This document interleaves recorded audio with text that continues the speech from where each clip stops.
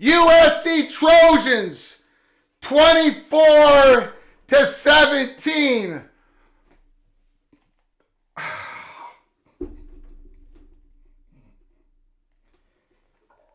I can't believe it. I cannot believe it. Helmer Hennison, thank you for the super chat.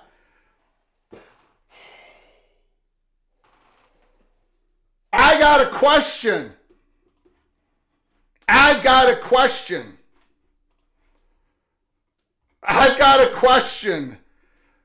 I never doubted it, Greg. Thank you for not blowing it. Why did USC stop running the ball? What happened? It was 17-10. They had the ball and they threw it 3 times. The Gophers couldn't stop them. The Gophers couldn't stop Iowa. The Gophers couldn't stop Michigan. The Gophers couldn't stop the first 11 people in the chat room from running the ball. We were completely overmatched. And then suddenly USC decided not to run the ball anymore. Darius Taylor, the beast, he did not play against North Carolina. The game would have been completely different. The Gophers have won. The Gophers, I cannot believe it. We are in absolute shock because we don't have... Why did USC quit running the football? And wait a second here. I'm getting comments from Rock and Rant and other people that was a bad play call by PJ Fleck. What? Of course you go for it on 4th and 1. Because if you don't make it, it's going in overtime. You're only giving your team a chance to win. If you kick the field goal and USC starts, USC can win that game. Of course you go for it. And my goodness, Max Brosmere, his upper body was over the goal line within a second of the snap. What are you looking at, refs? What are you looking at? Are you kidding me? Brosmere got pushed in the end zone so fast. Unbelievable. Mariachi time. You got that straight. You got that straight. Hold on.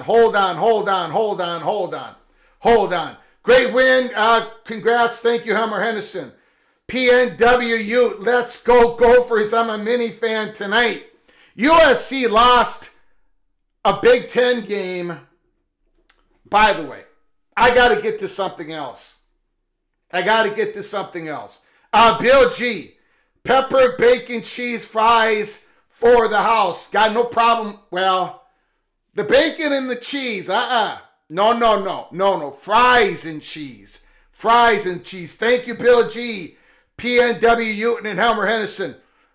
Let me say something here. First of all, either way, I mean, if we would have lost that game, it was still a big moment for myself and the little general. USC is a member of the Big Ten. There it is. And there is your proof right there. The Los Angeles Times, the fat guy from Minnesota, front page, August 20th, 2022. Front page, USC, and by the way,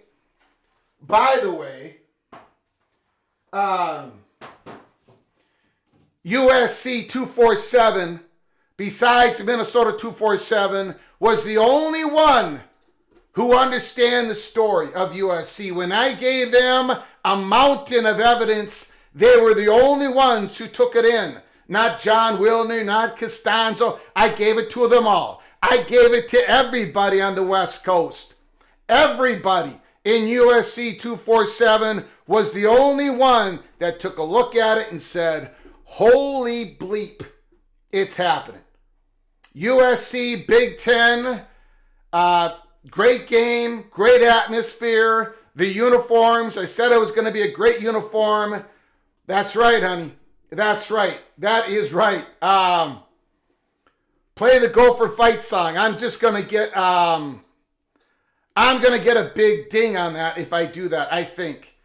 We did the Vanderbilt. I broke in on that game. Thank you all for joining us. We did like a 2-hour live show. That's why I don't have a voice. I was screaming during the Vanderbilt game. Mireya did it. We did it. Terry Nord, Aloysius, Connotations, Terry, call me up right now. Phone lines are open. Terry, give me a call. I just opened up the line, 763-260-1333. We got to talk about it. California, 20-10-5, touchdown. California, Mendoza. I'm telling you. I'm telling you. There's something wrong with Miami's defense. We saw it last week. They're confused. They're not recognizing what they're supposed to do in the secondary. They're not defending that short short side running game. Something is going on in Miami. Watch this game. I'm going to watch it. Watch this game. Watch this game. Terry Nord, give me a call. Or Jose, give me a call. Somebody give me a call. Jose, give me a call. Something happened. USC stopped running the football. And my question is why? They were absolutely, the Gopher linebackers, the worst. Look, I don't want to pick on people, but the worst linebacking group in the Big Ten. The secondary's good. We have fantastic safeties. We're going to have fantastic safeties next year. Coy Pirich, number 3, is a superstar. He's going to be an All-American. But we can't stop the run. We can't stop the run. So why did USC stop running the ball? I don't understand it. I don't understand it. It was unbelievable.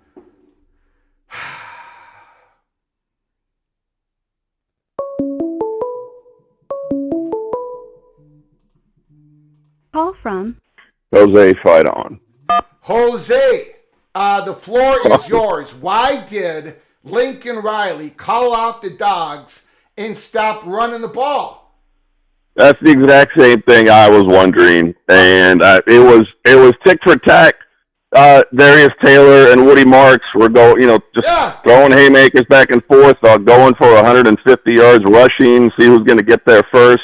And I don't understand, even on the fourth quarter, we should have just kept running the ball. Woody Marks was just eating up the defense. I mean, just like Darius Taylor was eating up our defense. I mean, just keep going to the well till it goes dry. It was Woody Marks, but it was the USC's offensive line. I mean, the Gophers it looked like against Iowa. Iowa blew us away.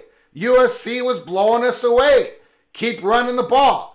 Look, Kirk Ferentz would never call off the Dogs, and he didn't. He blew the Gophers out of the stadium. USC could. I don't know what happened. It's bizarre. Hopefully, locally, USC beat writers ask that question. Oh yeah, they will. They're gonna eat up Lincoln alive, and that's what I was dreading because he's been proving the naysayers wrong. And the focus was on him. When the defense wasn't playing well, it wasn't Alex Grinch, and even this year, whenever something didn't go well, like against Michigan, Danton Lynn didn't catch any heat. It was all Lincoln. But man, just the props to PJ Fleck, the heat that he's been catching. Even on your show, when everyone kept asking, why is PJ Fleck still around? Well, the proof was tonight why he's still around. I mean, he's just the best, most detailed game manager I've ever seen out of the Big Ten, if not ever. I mean, it's just the guts to call that go for it on goal line, fourth down, just insane. I would not say he's a much better locker room coach than he is game day coach. He's lost his best coordinators, so the program has taken a step back. Yeah, there's no way the Gophers are getting rid of PJ Fleck, because if you get rid of PJ Fleck, every other head coach out there is going to say, what are you doing? Why would we go to Minnesota if you're getting rid of PJ Fleck, the most successful coach at Minnesota in the last 60 years? You're just not going to do it. I can yell at PJ Fleck. We all can yell at PJ Fleck. There is a lot of problems with the program, but we're not going to get rid of PJ Fleck. It's just, it ain't going to happen. And you can rip on him. Everybody can rip on any coach. But we're not going to get rid of him. That's just, for good or bad, we're not getting rid of him. That's just the way it is. Yeah, and the gutsy calls he made today. I mean, even earlier in the game, he went for it on fourth down on your own 40-yard line, and I was like, what is this guy doing? But it ended up, converting it. He continued to eat up clock.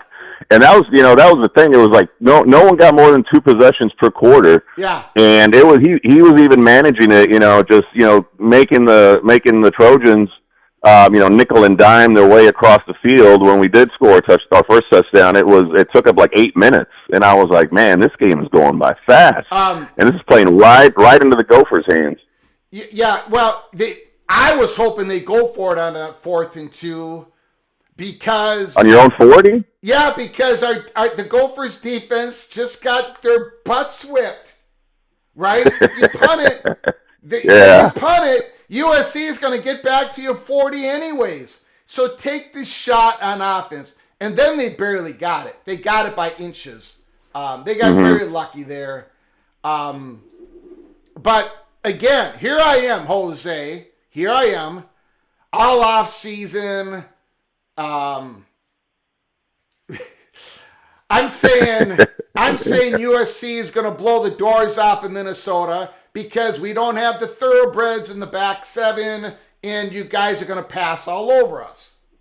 But since the season started, our young players in the secondary are very good, and our experienced defensive line and linebackers are absolutely getting torched. So USC blows the doors off in Minnesota in a completely different way than I had imagined. So, that just goes to show you the fat guy from Minnesota doesn't know what the hell he's talking about. Well, I mean, the receivers could not create any separation. I mean, Jacoby Lane was just blanketed all night, and I think I don't know why Lincoln kept trying to go to the air when nothing was there and just putting Miller in a bad position to begin with. Just keep giving it to Woody Marks and make him, let him outgain Darius Taylor. There was a nice little competition they had between the two of them, and seeing who was going to get more yards. And one of the problems was your right tackle could not block Ja Joyner, our number 17. Yeah. So that was and then Moss started thinking about that. At the end of the game, Moss, his eyes went on his right tackle on every passing play because he knew Joyner was going to beat your right tackle. So that was getting into Moss's head as well. Should have kept running the ball. Yeah, our right tackle, our original starting right tackle had been benched just, for underperforming. And so then this was like our second right tackle, and he wasn't doing any better. But man, that line was just explosive. I mean, the length on that left end of yours, that guy looked like Lawrence Taylor out there, but just a bigger, faster version of him. Like he was. You talking about our left tackle? I don't know what his name was. Yeah, someone on the left end. Yeah, he's going to be a first or second rounder in the NFL draft. That's Ursary. Yeah. Yeah, that's just the beast out there, and I don't know who could have blocked him tonight. He was just fired up. And PJ Fleck working the refs, running out on the field, just hyping everybody up, getting the crowd into it. Like there was the momentum, no matter what momentum USC tried to get, it was quickly overturned by PJ Fleck, whatever he was doing on the sidelines, and it was just an uphill battle. And that was the other thing too. I don't know what the coin toss was and who decided to put USC against the wind in the first quarter. But Miller Moss's accuracy was greatly affected. Like his accuracy was not there in the first quarter. And the announcer said something about, he's thrown into the wind. And then PJ Fleck even made a comment at halftime. He was like, well, I'm glad we were able to get a quick field goal in there before we had to switch positions and go in against the wind. And that's what I was saying. I was like, this guy's just very detailed. Every little thing, minute it might be, he's looking at it to gain any advantage he can get. Well, it's for whatever reason, the way that stadium lines up, when it comes to the winds in October and November, the winds are it's stupid. It's the winds change constantly, and our punters and field goal kickers and everybody who comes in complains about it. So that's once you're in the Big Ten for a couple of years, and once USC comes back to Minnesota the next time, people are going to be talking about the wind, making sure, it's, I don't know what it is. I think it's the way, how it is where the stadium is set up. I don't know what it is. One of the, One of the end zones is closed, the other's open. That probably has something to do with it. But yeah, it's stupid. I mean, Yeah, Go ahead. Yeah, I did have a question. I thought the rules starting this year were that under 5 minutes in the second and fourth quarter, the clock stops if a runner goes out of bounds. I saw Marcus Majors run out of bounds with about 3:30 left in the game, but the clock kept running, and by the time the Gophers took their next snap, it was just below 3 minutes. And I was thinking, he ran out of bounds. Why is the clock running? Did I miss something? Did they change the rules? I did not see it. I did not see it. I do think I saw something in which I don't think anyone else saw, and that is, I believe that the USC punter, it was the last time USC punted the ball, when he went down for the snap, when he caught the low snap, his knee was touching the ground. Oh, yeah. And no one called it, no one talked about it. I rewinded on my TV. It looked like his knee was down, but the only angle you saw was from the back. No one even mentioned it. So, I don't know. Yeah. In my mind, I think, the Trojan in me was like, oh, he didn't have control of the ball, so he couldn't have been called down. But I did think of the same thing, too. That he was bobbling it, perhaps. I'd have to go back and look at it again. But that's the only thing that glanced, through my mind was they might have determined that he did not have possession of the ball while his knee was down. He was still fumbling around with it. Could be, yeah. All right, man. All right. Appreciate you. Yeah, my pleasure. Thank you so much. I'm going to go cry myself to sleep tonight. Yeah, well, I've done that quite a few times already this year. I'll tell you that. All right. Oh, yeah. Thank you. All right. Thank you, buddy. Good night.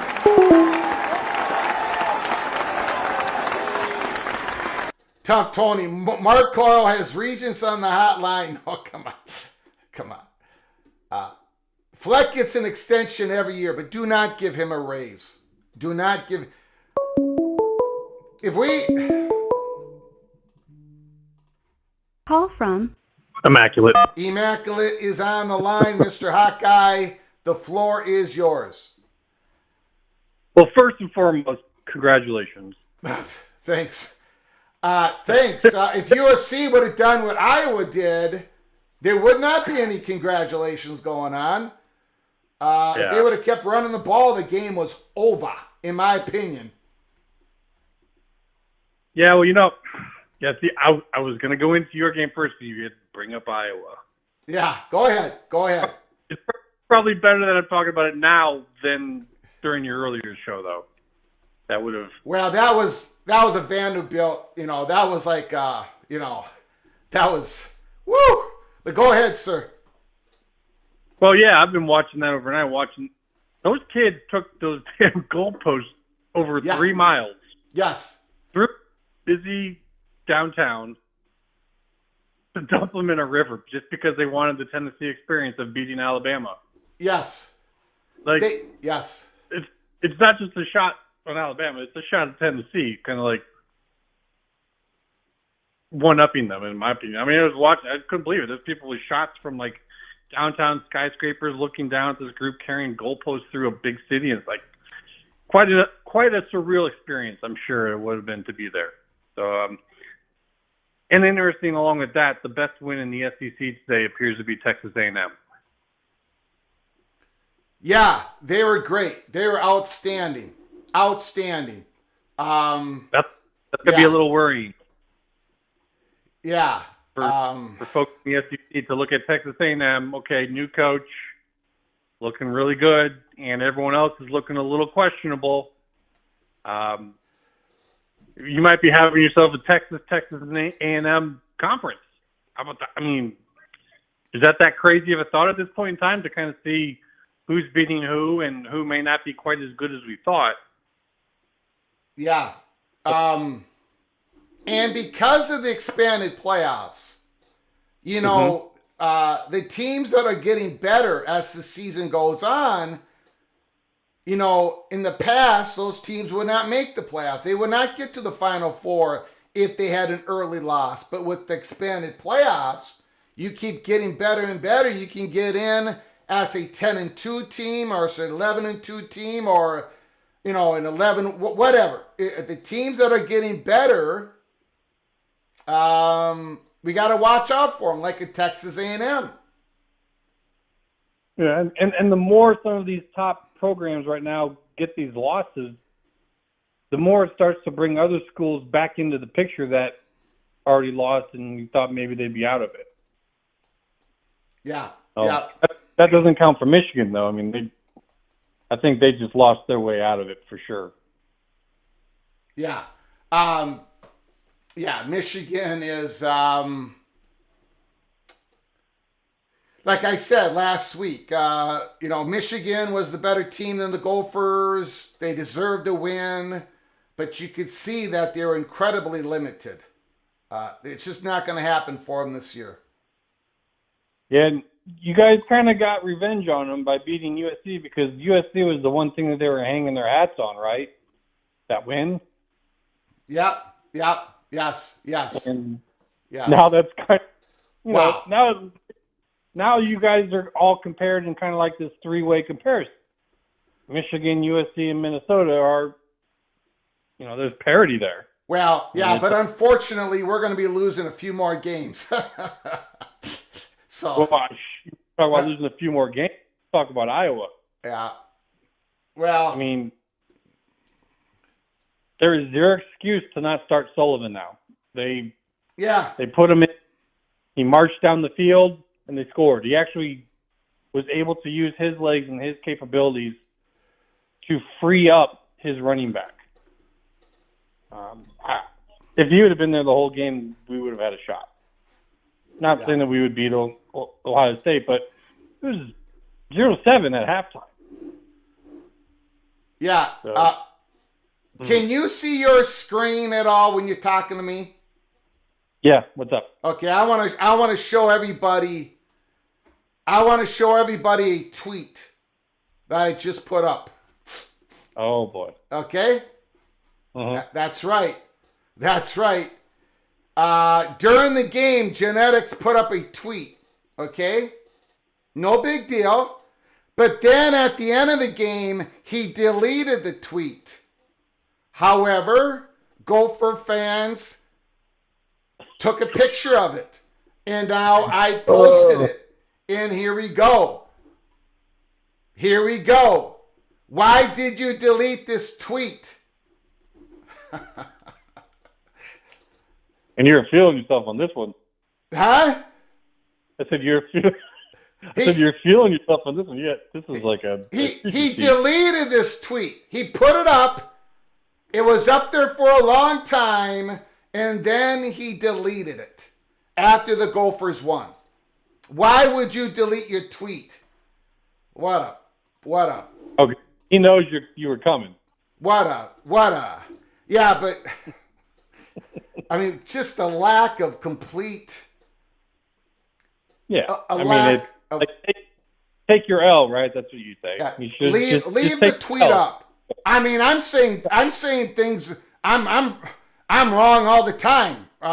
If you watch my Twitter account during a football game, I'm saying this team's got it under control, and then suddenly they're down by 10. It's constantly. But I don't delete my tweets. My goodness. By the way, California just went ahead of Miami. Yes, I saw that they stopped at 4th and 2. We're going to be talking. There's some Jaden Ott. Look where he went. I don't know if that was the short side, but anyways, Miami's in trouble. There's something going on with that defense. There is. There's something. They're either completely confused or they have injuries or it's a combination of a lot of things. But the defense is not playing good football. They did not play good football against Virginia Tech. That was a bad performance. I think California's going to be in this game the whole way.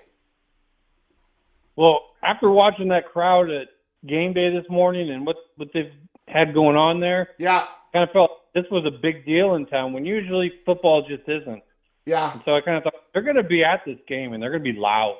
Yeah. And it's going to be a different situation. And with Miami, it's basically like a 10 p.m. start time for them.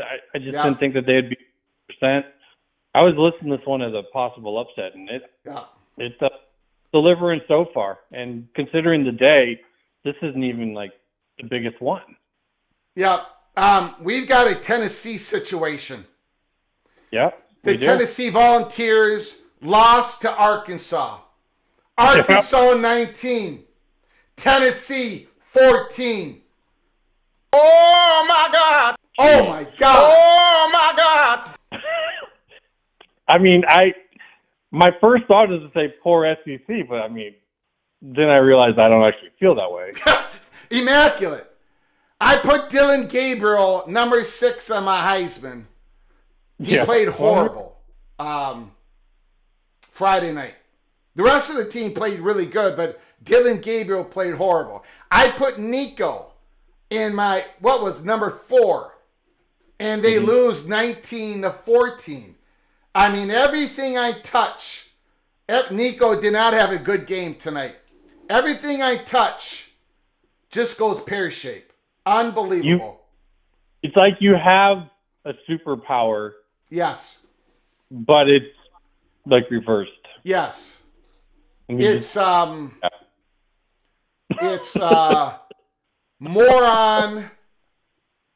I don't know. I can't come up. Somebody come up with a superhero name, but the word moron has to be in it. But not all superheroes wear capes. By the way, how about you call the picks? Like, you just say what you think about every game. I'll go and make the bets on everything opposite of what you say, and then I'll cut you in. That way you won't know. Yeah. It won't affect it, right? Yeah. Wow. But seriously, is our AD going to have to be the first AD in all of history to fire both a father and a son within 2 years? No. I think he'll step down, right? Oh God, at this point, I don't know. Like, his buddy Barta left him this nice little gift when he just right before he up and quit, which is like this deal. So if they want to get rid of him, it's going to be expensive. So it's almost like he's daring him. I don't know how you could sit back in the post conference and say, "Hey, I see McNamara improving." Like I feel like Ferentz is trolling everybody at this point. Yeah. I don't have any explanation for it. Like, there's no way you look at a guy who had 2 interceptions, 2 fumbles, lost, under 100 yards passing, and if you watch the game, you know that passing that he did get done was just completely inconsequential, like total empty yardage. And he's going to say this guy's getting better. I mean, every week we get pictures of this guy when he's throwing the ball. He doesn't even think enough to use the laces of the football. Like, this is basic throwing.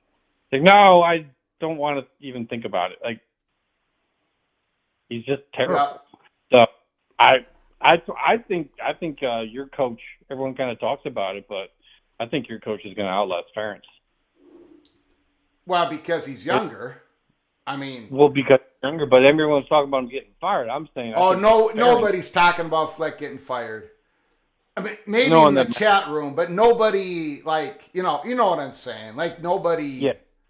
He's not on the hot. Minnesota's not going to pay $20 million. Minnesota's not going to fire PJ Fleck. And I don't care if he loses the rest of his games by 30 points. And we might, because we can't stop the run. But no, that's not happening. All right. Well, I don't know. I just want to get that little part in there that, Ohio State, I even got in a little bit of a debate with some folks on X tonight as far as Ohio State and Texas and who's the best. I'm just going off of what I saw and dominance. I'm not just talking about the 2 wide receivers that might be the 2 best wide receivers in the country. Yeah. I'm not talking about the 2 running backs that may be the 2 best running backs in the country. Yeah. I'm talking about the offensive line, which may be the best offensive line in the country. Yeah. I'm talking about the defensive line that McNamara couldn't even think about going back and passing without having some guy smacking him around. Yeah. Or the defensive backs that might be the best defensive backfield that we play all season, all year, or anyone. But it feels like it's an all-star team. Yeah. I don't know if you saw that or not, if that's what you felt, but I don't feel like it was just Iowa. No. Not playing well. Yeah. Because Iowa was playing well in the first half on defense, but their defensive front couldn't get past that front line at all. Hold on. Mireya, can you please bring me in a Diet Cherry Coke? Mireya, please bring in a Diet Cherry Coke. I'm dying in here. Thank you, Mireya. Sorry about that, Immaculate. I just saw her post something. Mireya, Absolutely. Please, Diet Coke. Por favor. Thank you. Thank you, Immaculate. We're going to get into this California game here.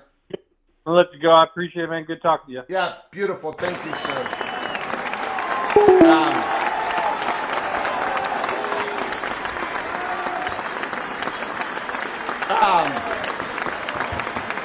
Immaculate's correct. I mean, Ohio State is just,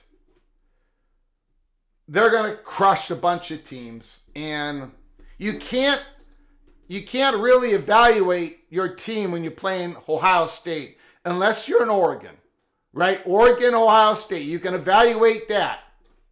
But for 90% of us, you're just going to get hammered against the Buckeyes. Nothing you can do about it. Miami's 3rd and 6. Cam Ward getting flushed out. Is that Cam Ward?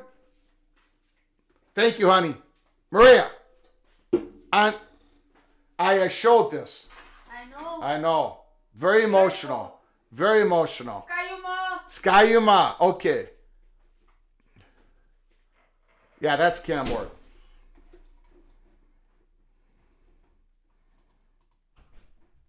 Yes, that is the one thing I have. I sit in a studio that's in the middle of Loserville City, and I am the mayor, but I got an A+ wife. So it's 1st and 10 Miami. A little bit of an end run, but they get tackled for a loss. It's California 14. California 14, Miami 7. Call from JD. JD, the floor is yours, Mr. Seminole. What's going on, sir? Well, I didn't realize you were on live at the moment. It's been kind of a hectic day. I barely even was able to stop and watch our game tonight, but I was calling to wish you congratulations. Thank you, man. I know that was a big win. Also, if Jamie Thornton's listening somewhere, congratulations to her because, wow. JD. Jamie Thornton, earlier today, we came on live for about 2 hours covering the second half of Vanderbilt-Alabama game. And Jamie Thornton in the chat room said, Minnesota Golden Gophers and Arkansas are both going to win. I said something like, come on, Jamie. And I laughed, and that was it. I didn't even bring it up again. Well, Jamie got the last laugh, and she's going to let me know when she talks to me again that is exactly what she predicted. Holy smokes. Well, I hope she shares some of that payday with you because confident as she was, apparently, I sure hope she put some money on it. No, I'm sure she didn't. But yeah, that would have been a lot of money. Yes. There, a lot of money won. Florida State. So what do you think about Florida State tonight? Lost 29-13. Brock Lynn went 23 of 41. I think he had 5 or 6. He had 3 or 4 drops. They were just drops that would have been. Each one of those would have been at least 20. There was one that would have been a 40. I mean, hit the guy in his hands. I mean, I don't know. I mean, he just. But Brock provided a spark.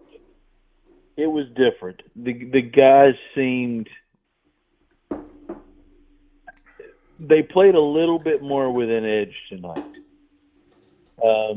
We'll see. We got a long ways to go. I mean, we got a long ways to go. Yeah. I mean, we're less than 60 days away now from signing day. Yeah. And then Yeah. crazy, I know. And then Yeah. right after that, I expect significant staff changes. Yeah. Yes. Yeah. Yes. I think that's going to happen. Yeah. Yeah. And I mean, who knows? We got a bye week now. I tell you what, though, your linebackers are better than ours. And I know you're not happy with your linebackers at Florida State, but they're better than the doing Gophers.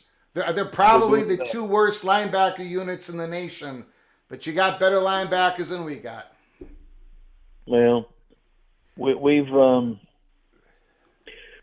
have too much talent to keep making the same mistakes that we are. Yeah. But the good thing is now they're starting to get the young guys out there. And again, DJ is a fun young man. Kyle Morlock is the tight end. They're both good guys. Those 2 guys have cost us at least 2 games this year. At least, in probably 3. Kyle, I think in one game had dropped, 4 passes? And 3 of them would have been massive gains. And DJ's just not a charismatic leader. No. And I guess the quarterback position, you got to have something, and he just doesn't have a lot of confidence. And people are. I would even defer to Mike a little bit when early on in the season, when and the FSU media would be at practice, and they would watch him, and they'd say, well, he was definitely the best quarterback in practice. Yes, because you're going through drills. He's been doing drills his whole life. But when it's live, when the lights come on, and you got to make split-second decisions, it's just he doesn't have it. He just doesn't have it, or he hasn't up to now. And whether I don't expect him to play anymore this year, and it's not out of the question. He might look for a medical red shirt. And hey, I wish him all the best. I hope somebody gets through to him as far as helps him to see it better, helps him to gain the confidence he needs. But that experiment failed. I mean, it was as big a crash and burn as you could possibly have. Yeah. But we're back at ground zero. Now everybody's mad at Mike, so Mike's got to fix things. I mean, he's not getting fired this year. Yeah. He probably wouldn't get fired next week. It'd be very doubtful he got fired next year. 2026, it's not out of the question by then. But he's got to get his mojo back, and because he's lost it, part of it. He's got to get that back, and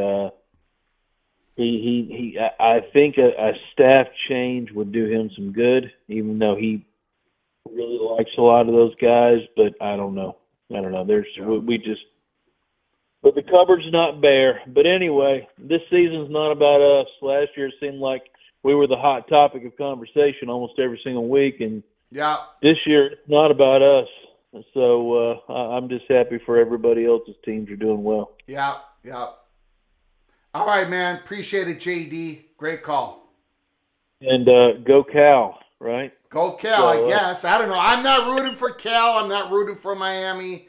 I'm just an innocent bystander. But I said all week, I think this game is going to be mighty difficult for the Hurricanes.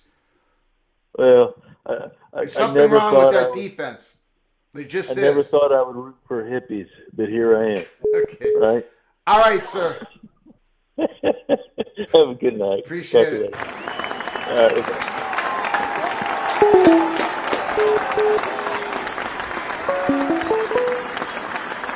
Call from Larry the GM. I'm sorry. Hello. Oh, we lost you. Give me a call again. Whoever called, give me a call. Helmer Henderson with Alabama's talent. Vanderbilt should never win. Well, they don't. I mean, they really don't. The last time they beat Alabama in Nashville was 1976. But they won today in an epic, classic game. call from Larry the GM. Larry the GM, can you just hold on one moment, please? Of course, sure. I've gotten behind here. Kerry Gold knows. Great games today. Miami on upset alert. Kerry Gold knows. Thank you for the big super chat. Holy smokes. Thank you for your generosity. Thank you so very, very much for your continued giving to this channel. I appreciate it. Appreciate it very much. Larry the GM, let it rip, man. What is going on in this crazy day of college football?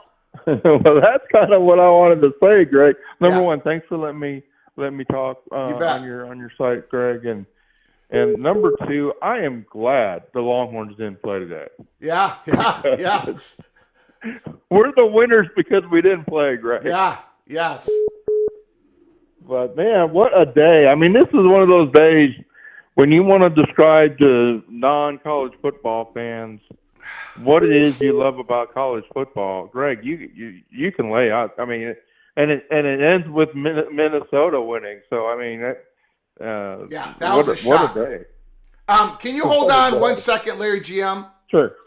I just want to make sure that Jamie Thornton, Jamie, I saw your comment.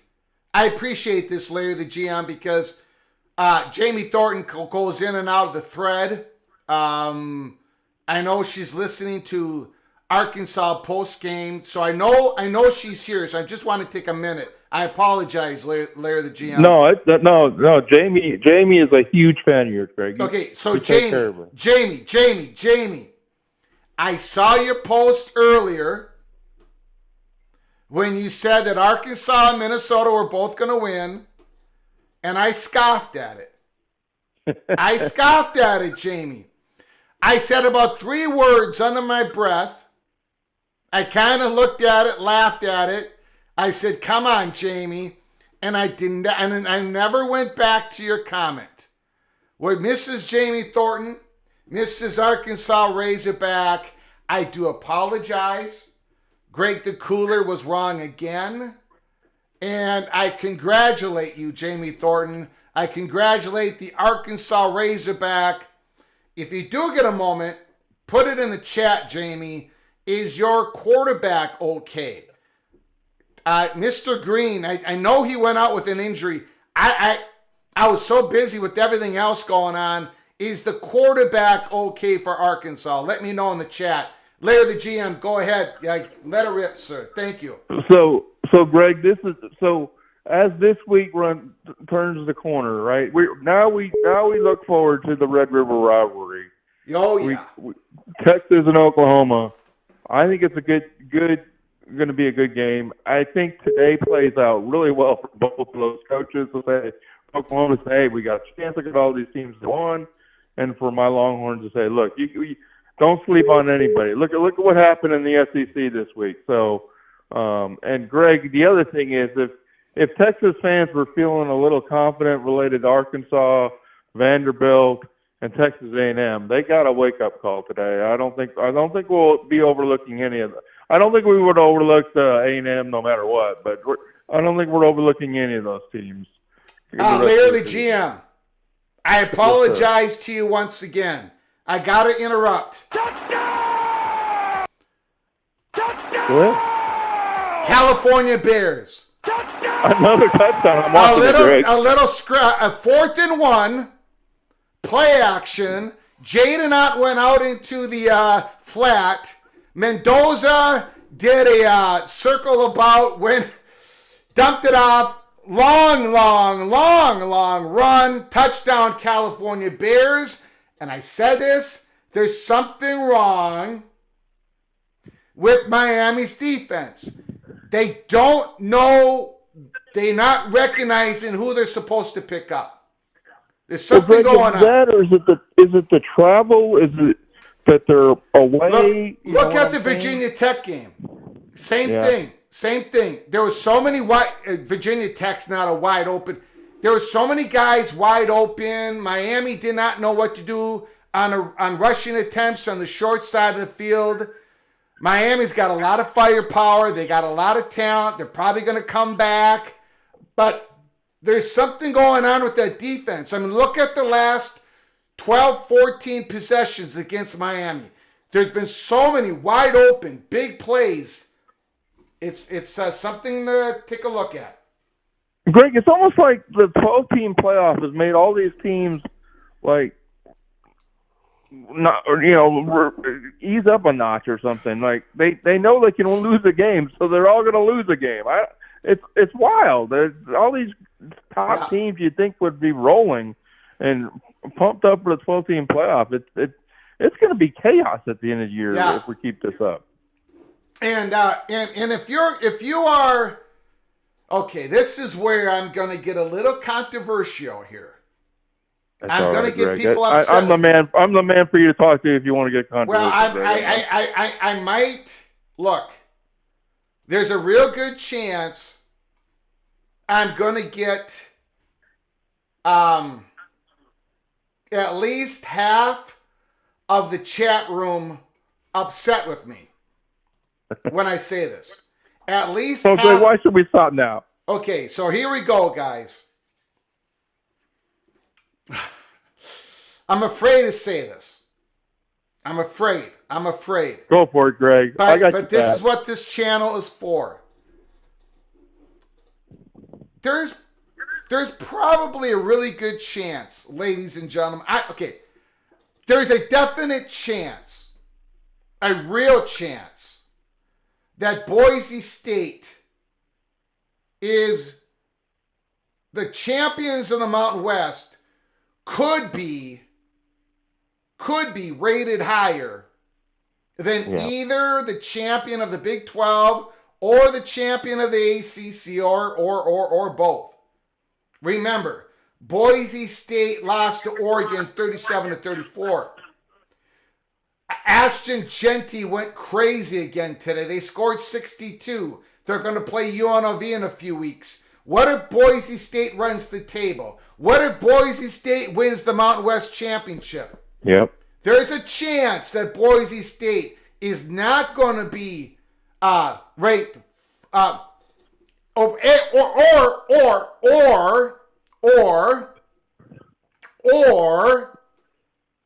or even if the ACC and the Big 12 champion and the Big 10 and the SEC champion, they're all ranked ahead of Boise State. There's also a chance, Larry the GM, that Boise State ain't going to be that 12th spot. Yeah. Right? I think both those things are possible. Yeah, both things are possible. Now I'm going to get crushed by the PATC community. Go ahead, Larry the GM. Well, let me... I can build on that, Greg. Who are the best two teams in the Big 12? I mean, the Big 12 has talked a lot about how everybody can win the conference, and I mean that's exciting. There is a lot of excitement watching Big 12 football because you never know what could happen. But there is a little bit of a problem with that because what's the ranking of the Big 12 champion ultimately going to be? I mean, they could be ranked 18. Because they have 2 or 3 losses. Because everybody has 2 or 3. Everybody has 3 losses. Look at. Okay, hold on. Look at the SEC standings. Let's just take a look at the SEC. God, it's going to be the Texas Conference. Well, that's probably what's going to happen. God dang it, this thing's not working. Okay, here we go. I mean, you got the Texas Longhorns. Cam Ward. Ooh, good catch. Good catch. It's going to be 3rd and 1. You got Texas A&M, 3-0. You got Texas Longhorns, 1-0. You got LSU, 1-0. You got Georgia, 2-1. Arkansas, 2-1. I mean, Alabama's 1-1, and they lost to Vanderbilt. Wow. And then you take a look. Let's take a look at the Big 12. BYU's 2-0, 5-0. Iowa State 2-0, 5-0. And I had Iowa State finishing 3rd before the season started. You got Colorado 2-0. You got Texas Tech 2-0. You look at the Mountaineers 2-0 in the Big 12. I don't know. We could go on and on and on, but these races are going to be fascinating. Fascinating. Right. Because I mean, the Big 12, two of those teams that are 2-0 or better in conference. One of those already has 2 losses outside the conference. But like West Virginia, if you told me West Virginia wins out in the Big 12, Greg, I can't be that surprised by it because they're playing as good as anybody right now. Yep. So it is going to make for fascinating races in these conferences. You know, the SEC is more wide open than it's ever been because Alabama and Georgia I think they're just a notch. Greg, this is one thing I would like to explore or have you think about. Like, is NIL having a competitive balance positive effect? Because these kids in Alabama and Georgia that would stay there and be third string, they're not staying there anymore. Yeah, and their depth is not what it once has been. Yeah. So when they're playing third string kids during the game, they're not as good as they once were, right? And they could get burned. So again, it's the laws of diminishing return. You only can gain so much of an advantage, but you cannot grab all the players across the country. You can't. There's only so many spots on a football field. Good football players are going to drift in other parts of the country. They're going to develop later. They're going to go into a portal and they're going to really help a team out. Yeah, it's yes, I agree. You're seeing that all over all these teams. I mean, we saw that in Vanderbilt. We're seeing that in Vanderbilt with their quarterback, right? It's wild. Well, Greg, I've already taken way too much of your time, but hey, it was good to talk to you. Good day for you. Great day for college football, and thank you so much, Greg. As good as the teams that have been today, I'm going to say that your live shows were better than anything in college football today. They were amazing. Thank you, Larry the GM. Thank you. Appreciate it. And thanks for letting me butt in on you twice on your call. You're good. Appreciate it.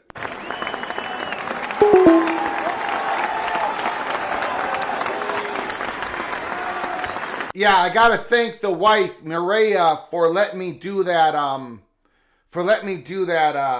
Vanderbilt thing. Sack, because that was not planned, but I had a feeling. I told Maria, I said, we got to break in on this Vanderbilt. Call from John Grove. John Grove, holy smokes. How you doing, Mr. Grove? Well, I'm doing great, Mr. Flugar. And before we kind of get to what I wanted to mention about, I just got to address something by starting off with this. Kansas lost. All right. Back to reality here. All right. Greg, nobody anticipated for these many upsets to occur, and just to see it all unfold, it should be a clear indication for why we should stop with all the shenanigans with the SEC and the Big Ten potentially getting 4 at-large bids. You can't tell me that after what we saw today from Alabama losing to Vanderbilt, from Tennessee losing to Arkansas, 2 bottom-of-the-pile SEC teams, you can't convince me enough that those power teams should be guaranteed a lock every year. I mean, it's absolutely pitiful at this point. But I cannot argue the case against you. I agree. Yeah. I've only been doing the reporting that it was coming again. That's all I did. But I cannot argue the case. I can't do it. Oh, you're correct. Yeah, no. I'm not going after your reporting at all. It's just the narrative of It's the narrative that they're wanting to go. That they're trying to push towards 4 automatic bids, which is getting me riled up. Because you have upsets like this where you see a perennial power lose to a bottom of a barrel team and say, I mean, hey, Michigan's already lost twice. Was that Michigan's second loss tonight against Washington? Yes. Or do they have another loss in the Big Ten? Okay. Yes, yes. Oh, I'm thinking of, yeah. Well, okay, I'll use a different example. USC, everybody was talking about USC, and because they're a predominant West Coast brand, how they should be a lock year in and year out, and all of a sudden they drop a goose egg defensively against Michigan. They don't even run the ball against your beloved Minnesota Golden Gophers. Now they're there with 2 losses, and nothing against Minnesota at all, but that's kind of a loss that hurts your resume unless Minnesota runs the table a little bit. It's definitely a loss that hurts their resume. By the way, I just want to show everybody. So the person who caught that interception for the Gophers at the end of the game is true freshman Coy Perich. He's basically was a legend in high school. Came from a little rural area in Minnesota. The Buckeyes and the Gophers were the last 2 teams recruiting him. And at the very end, he decided to stay at Minnesota. He was the All-American MVP of the game, high school all-star game. He's a freak athlete. And, he's a true freshman. And by the way, the Gophers lose that game. Look at that. It was going in the USC's hands, and this is Pirich coming out of nowhere to pick it up. Look how high he jumps. Look at that. Brings it down. That's crazy. This kid's a true freshman. Look at that. Look at this body. He leads the Big Ten in punt return yards, and we almost lost him to the Buckeyes. Thank goodness he decided to stay home. But we would have lost that game at the very last second if it wasn't for a true freshman who's already our best defensive player on the team. Go ahead, Mr. Grove. I just wanted to show that. Well, I'll add on something to that as well. How awesome is it that it's not only a freshman that was able to get it done for Minnesota, but you're also talking about, you said he's from Minnesota, correct?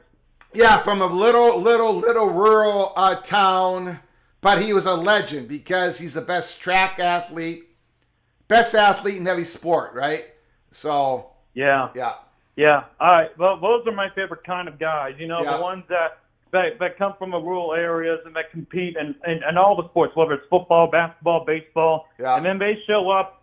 They show up. It's like a lot of these Midwestern schools, Greg. Whether it's the Kansas schools, the Iowa schools, Minnesota, they win with the blue chip not with the blue chip. I mean the guys that have played with a chip on their shoulder. Yeah. The ones that are heavily undervalued when it comes to recruiting, and to see plays like that pull off for them, it warms my heart. It warms my heart, and I'm very pleased to see Minnesota get it done. Despite I have a little bit. I mean, K-State's had some recruiting beef with Minnesota throughout the past few years, but I despise Lincoln Riley even more. So you know what? I'm happy for the Gophers tonight, getting it done. California. I mean, Greg, we're probably not done yet. Miami's backs are against the wall. Yeah, Miami just made a good stop, though. They made a good stop on that 3rd and 7. So they get the ball back, 2 minutes and 42 seconds. I'm going to go back to this game. I appreciate the call, Mr. Grove. Absolutely. Take care, Mr. Bluegar. Have a good night, and God bless. Appreciate it. Thank you.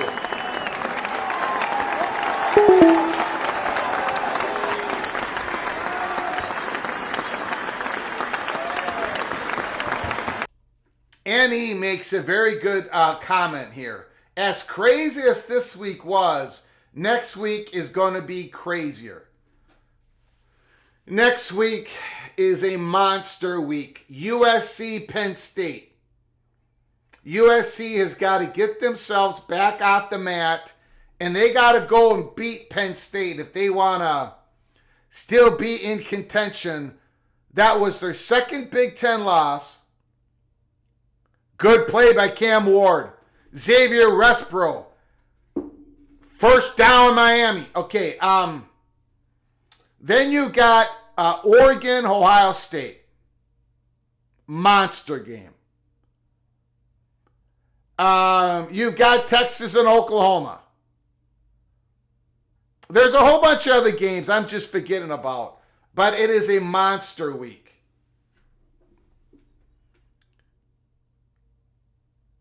First down, Miami. Here comes Miami.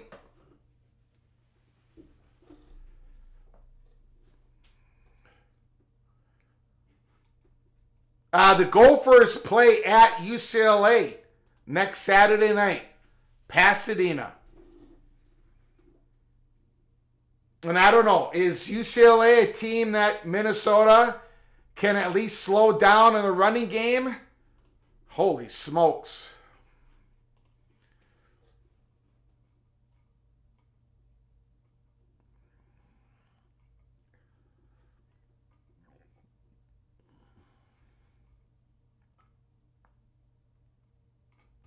Wow.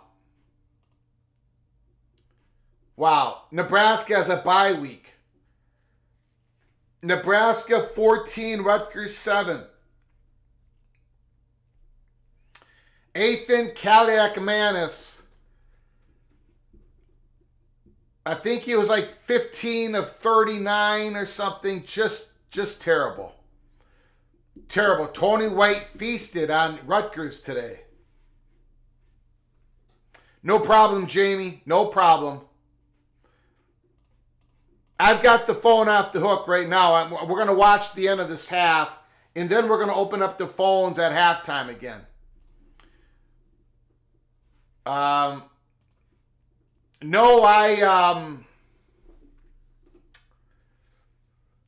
no hot dish tonight. Washington's going to Iowa City after a big win against Michigan.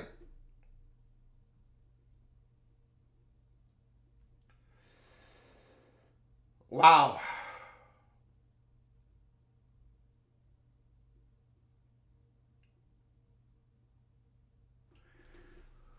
Wow.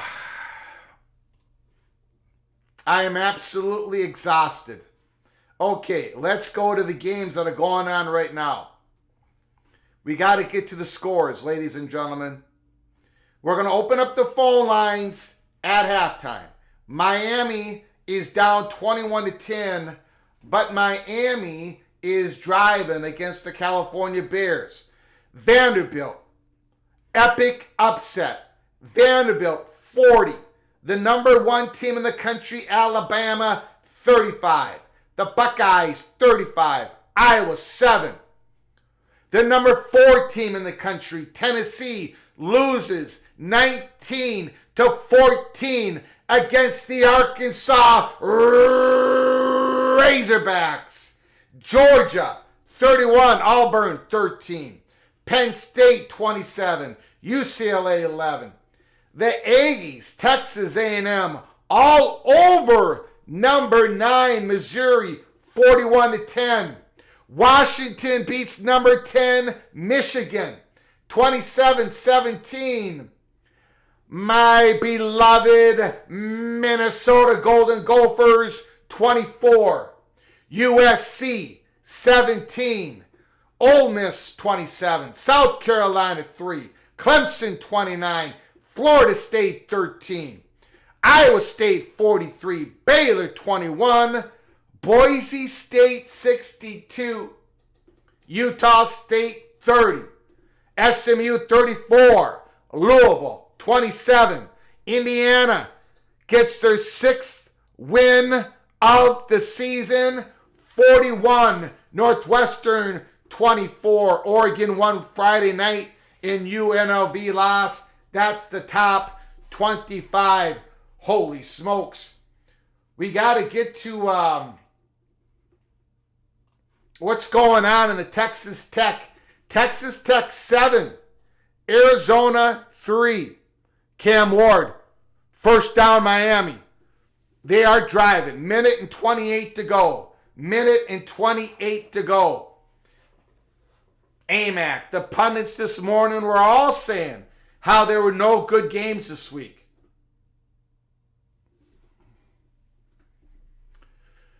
USC Penn State is the CBS game next week. There's going to be a lot of drama for that game. USC has got to bounce back. Nitwit wants me to take USC. I tell you something. I don't know what happened. If you can tell me that if USC is having success on the run against Penn State, and if you can tell me that Lincoln Riley is going to stick to the run game, I might take USC. But right now, I'm a little shook. I'm a little shook because I don't understand what USC did tonight. I don't quite understand why they made that decision. All they had to do was keep running the ball. Minnesota never, ever stopped USC running the ball except when they fumbled, when they forced a fumble, which by the way was Coy Purich. He was the one that forced the fumble. He was the one who intercepted the ball at the end of the game. The true freshman won the game for Minnesota. Plus Darius Taylor, who's an absolute beast.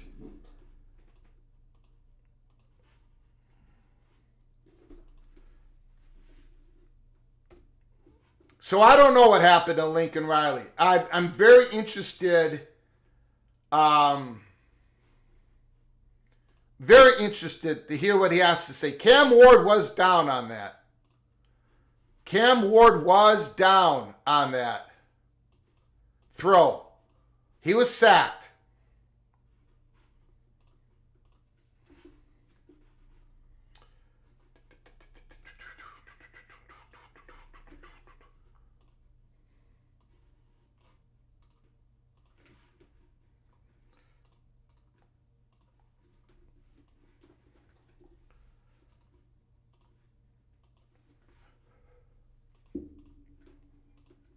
Utah at Arizona State, a Friday night game. Greg, I missed my super chat. I'm sorry. Did I do it? Hold on. Oh, yeah. Yeah. Greg, Miami is suspect in the secondary big time. True. But it looks like they're confused back there. Like they don't know who they're supposed to pick up. You're absolutely correct. Absolutely correct, Kerry Golnose. Thank you for the super chat. I appreciate it. I'm sorry I missed that. Thank you. Thank you very much for your continued generosity. He was down. Cam Ward was down. Cam Ward was down. Cam Ward was down. West Virginia, Iowa State. Holy smokes. Wow.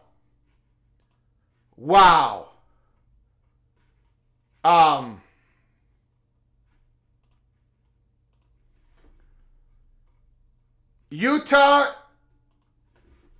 Arizona State, Friday night. Arizona, BYU. Iowa State, West Virginia. Kansas State, Colorado. The Big 12 lineup for next weekend is absolutely sensational. Absolutely sensational. With a lot on the line. Wow. I'm going to go through that again. Utah at Arizona State Friday night. Cincinnati plays UCF at 3:30 Eastern Time, 4 o'clock Eastern Time. Arizona 1-0 in the Big 12 against BYU, 2-0 in the Big 12, 4 o'clock Eastern Time. 8 o'clock, 3 o'clock. Yeah, 4 o'clock Eastern Time. 8 o'clock Eastern Time. Iowa State 2-0 against West Virginia 2-0. And then Kansas State, Colorado at 10:15 Eastern Time.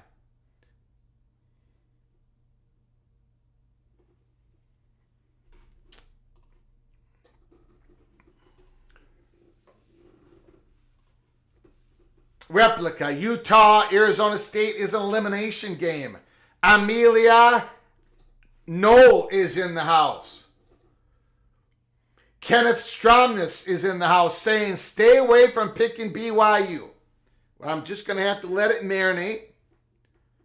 Let's see what comes out. Am I doing pretty good this week, aren't I?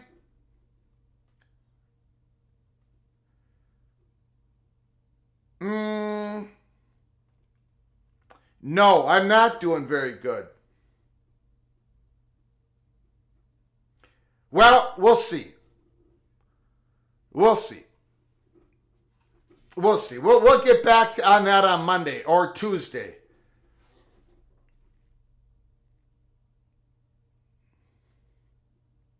Okay, we're going into halftime. I'm going to take a 5-minute break. 5 to 10 minute break. I'm going, taking a break. I think California's going to sit on this, correct? Yeah, they're going to sit on this. Xavier Wolf, college football is pain. Good night, Greg. Gophers, thank you. Big Ten is up. Big Ten is going to be just fine. I'm crying in my beer about the nose. Yeah, I'll be back in 10 minutes. We are going to continue to cover the second half of California in Miami. 21-10 California. I will be back. I'll see you in a little bit.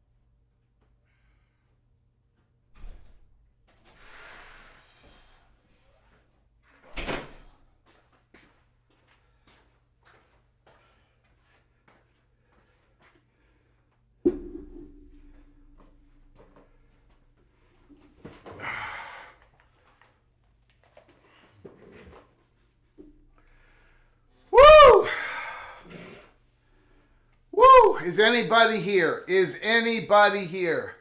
My goodness. What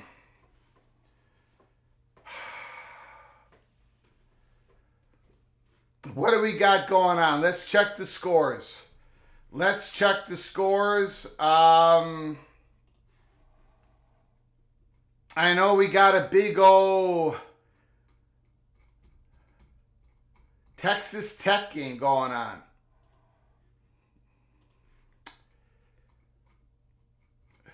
Whoops, I got it on the wrong.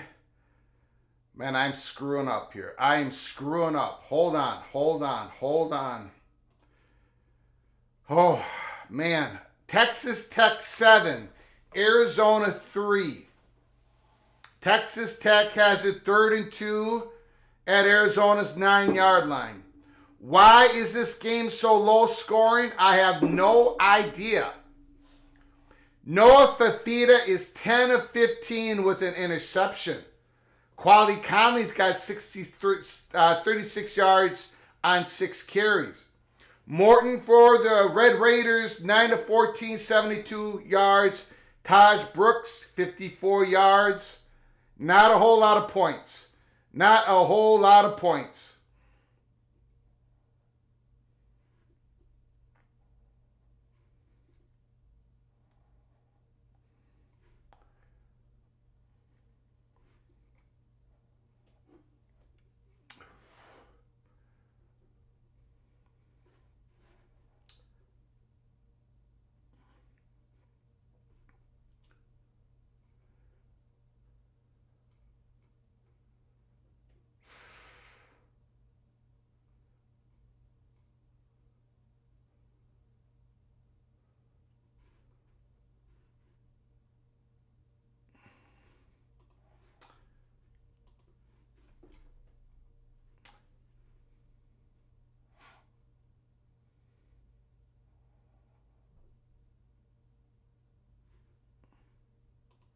Yes, I think Pitt plays at California, correct? I might be wrong on that. No. That game's at Pittsburgh. Pittsburgh's next 2 games are at home, I believe. I believe they're at home.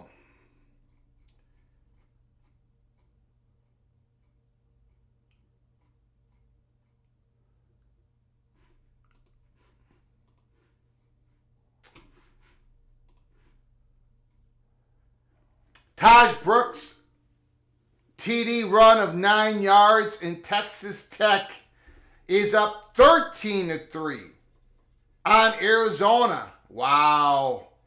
The Red Raiders could be 3-0 in the Big 12 if they can hang on. A road victory could be in store. Man, the Big 12 is something else. Kansas goes 1-5 and 0-3, losing 35-31 to the Sun Devils.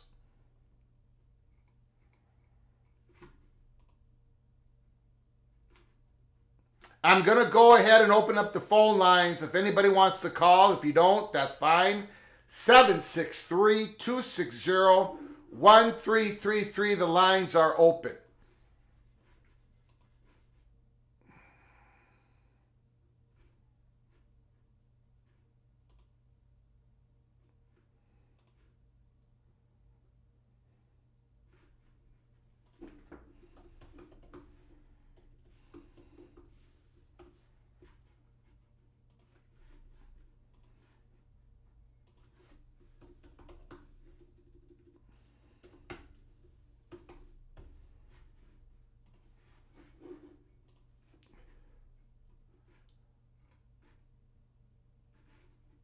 I see the video, Jamie, but I can't really play it because of, I'm afraid of copyright stuff. I'll take a look at it later.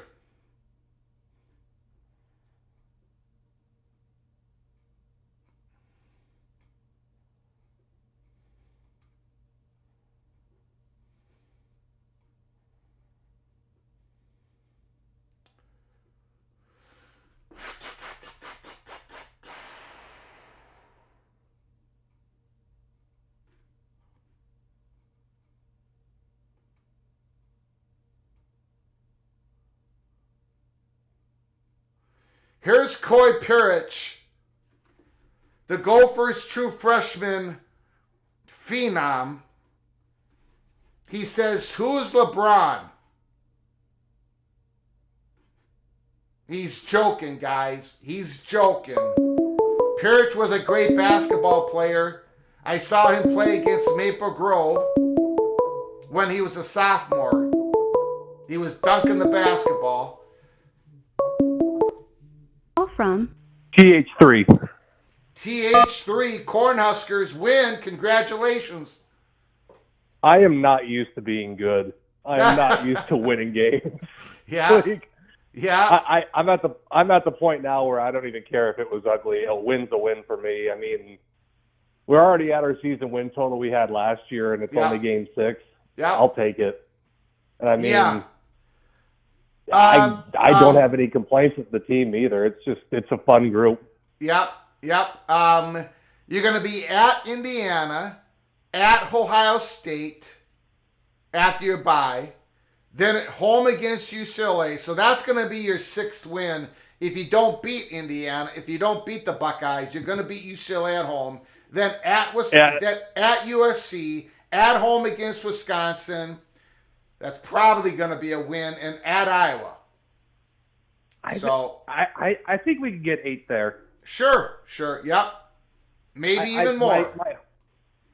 My goal is 8, though. I don't want to exceed too much. Yeah. If I had to say a floor, I'd say 7. I think we should beat UCLA and should beat Wisconsin. Yeah. I think Iowa's a 50-50. It just depends on if their offense shows up. And we have a bad tendency to let running backs go sometimes, so Johnson could torch us for all I know. Yeah.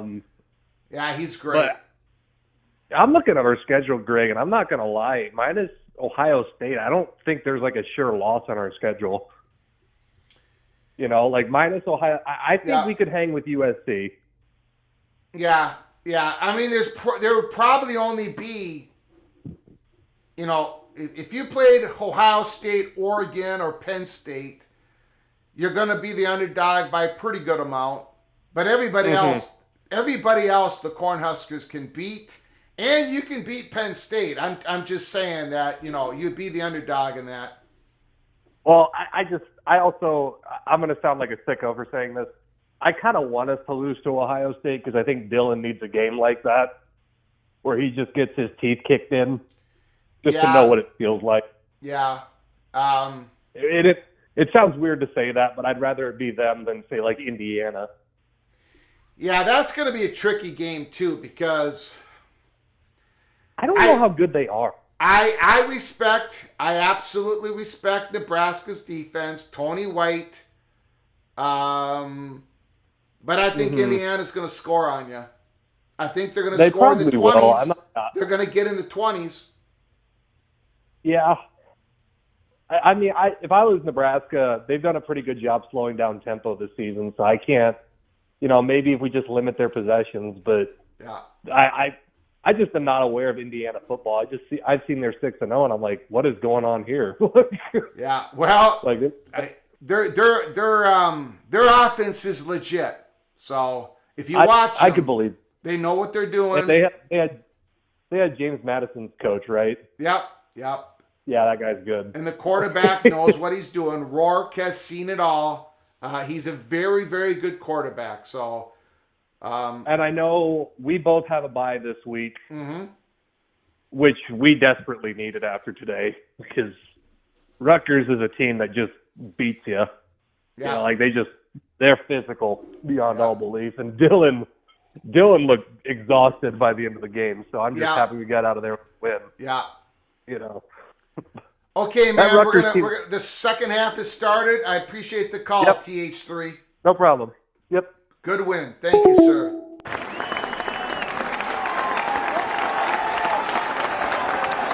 Thanks for the phone call, Mr. Cornhusker TH3. The second half has begun. It is 2nd and 10. California 21. Miami 10. So far,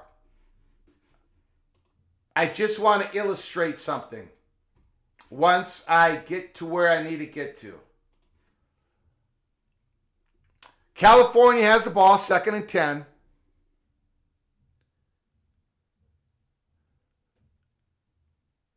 It's going to be about a 3rd and 4, 3rd and 5.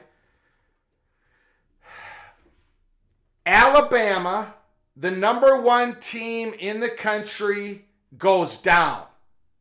Number 4, Tennessee, goes down. Number 9, Missouri, goes down. Number 10, Michigan, goes down. Number 11, USC, goes down. That is 5 teams in the top 11 in the country. 5 out of 11 has gone down.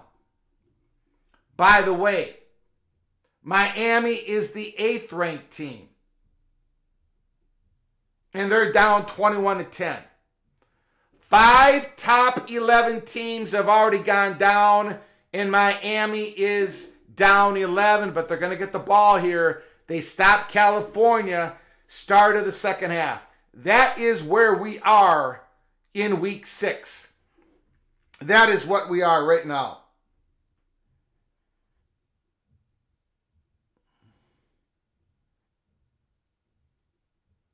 Miami was started at the 24-yard line. If you haven't done so, please subscribe to our channel. Smash the like button if you like our content. Share the video with your family and friends if you want to donate to this College Football Rebel Outpost channel. Hit the $sign when you make a comment, and I'll get you super chat as quick as I possibly can. I'm very humbled that you would be sitting out there 12:36 in the morning Eastern Time, 11:36 Central Time, 10:36 Mountain Time, 9:36 Pacific Time for you to watch with me here in the studio that sits in the middle of Loserville City. I'm very humbled that you would take this time. Cam Ward.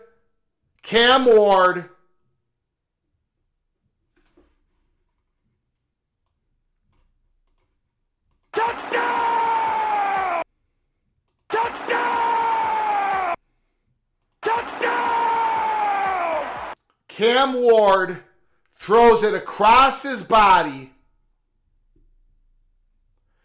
California picks it up. Pick 6 from 40 yards out. A horrendous pass. Terrible. Absolutely horrific. Cam Ward not only threw it across his body, but just threw it up. That is what a true freshman quarterback does. Okay, so California is going to go up 28-10. Cam Ward has the ability. He's got the players. He's got the weapons. Mario Cristobal in Miami now faces their adversity. They did against Virginia Tech and they pulled it out. This is the time for Cam Ward to put on an epic comeback. Right now. Right now. Right now. This is why he came back. This is why he came back. He did not go into the NFL draft. There are questions about him turning the ball over. This is his time. Lead the Hurricanes on an epic comeback and pull out this victory. I believe in you, Ward. Even though you got small hands, I believe in you. I believe in the weapons that you got. You can do this. Down 28-10. Shake it off. You got Jacoby George. You got Xavier Restrepo. You got Damian Martinez. You've got Fletcher. You can go on. Sam Brown. on and on and on. You've got the weapons. This is your time, Cam Ward. This is your time. You're down 28 to 10. Let's go. Let's go.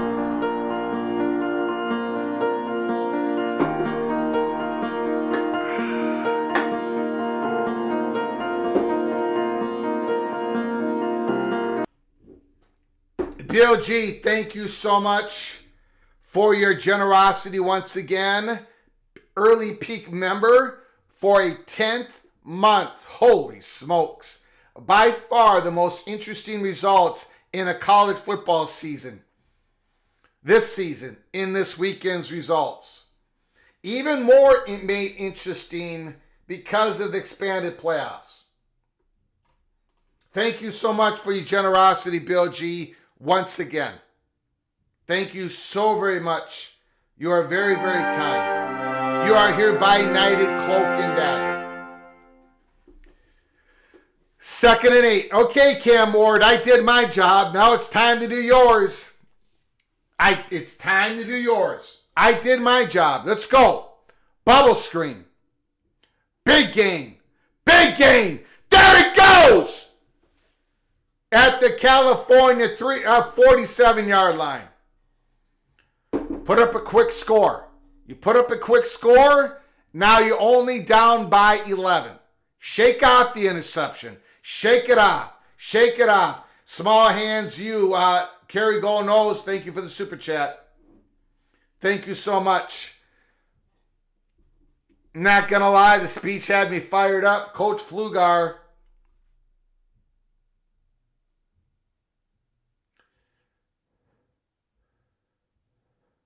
Good run.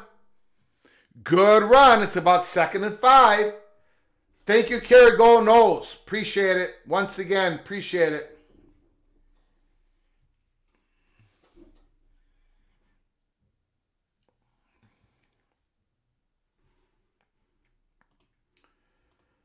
Woo!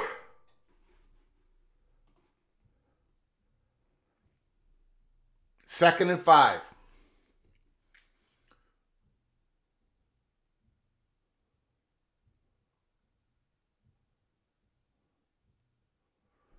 Put it out in the flat.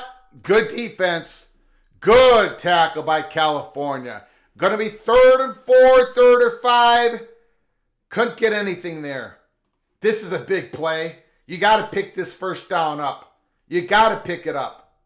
You might have to go for it here. It might sound stupid.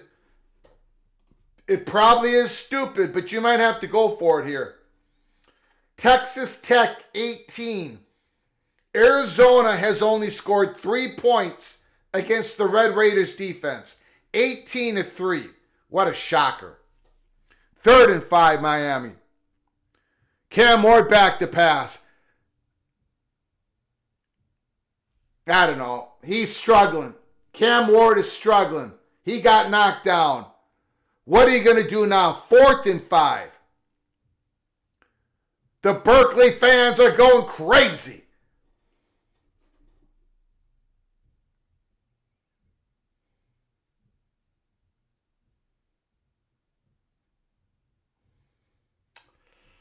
How about them Gophers? They won, and that's all I'm going to say. I don't know what happened to Lincoln Riley there. If USC runs the ball, I don't know how the Gophers would stop them. They stopped running the ball, and I don't know. Miller Moss threw an interception. The ball got tipped. And the Gophers could not stop their running game. Literally could not stop their running game. Just like what Iowa did to us. But Iowa didn't stop. USC stopped running the ball. California will get the ball 28 to 10. Up 28 to 10.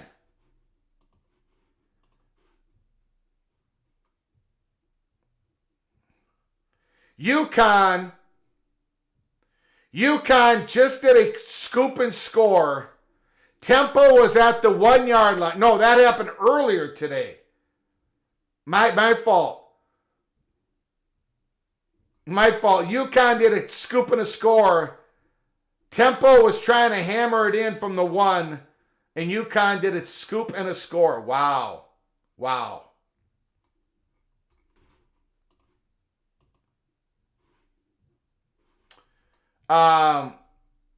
John Till, eat a cheeseburger for the win. Don't need to eat a cheeseburger. Don't want to eat a cheeseburger. Not going to eat a cheeseburger. Minnesota won without me eating a cheeseburger. Thank you, John Till, for the super chat.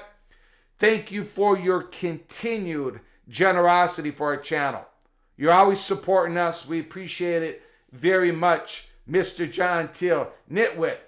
Greg deserves another Diet Cherry Coke. Drinks for everyone. Congrats, Gophers. Wow, what a huge super chat. Thank you, Nitwit. Thank you so very much. We'll put on the happy song. We're going to put on the happy song.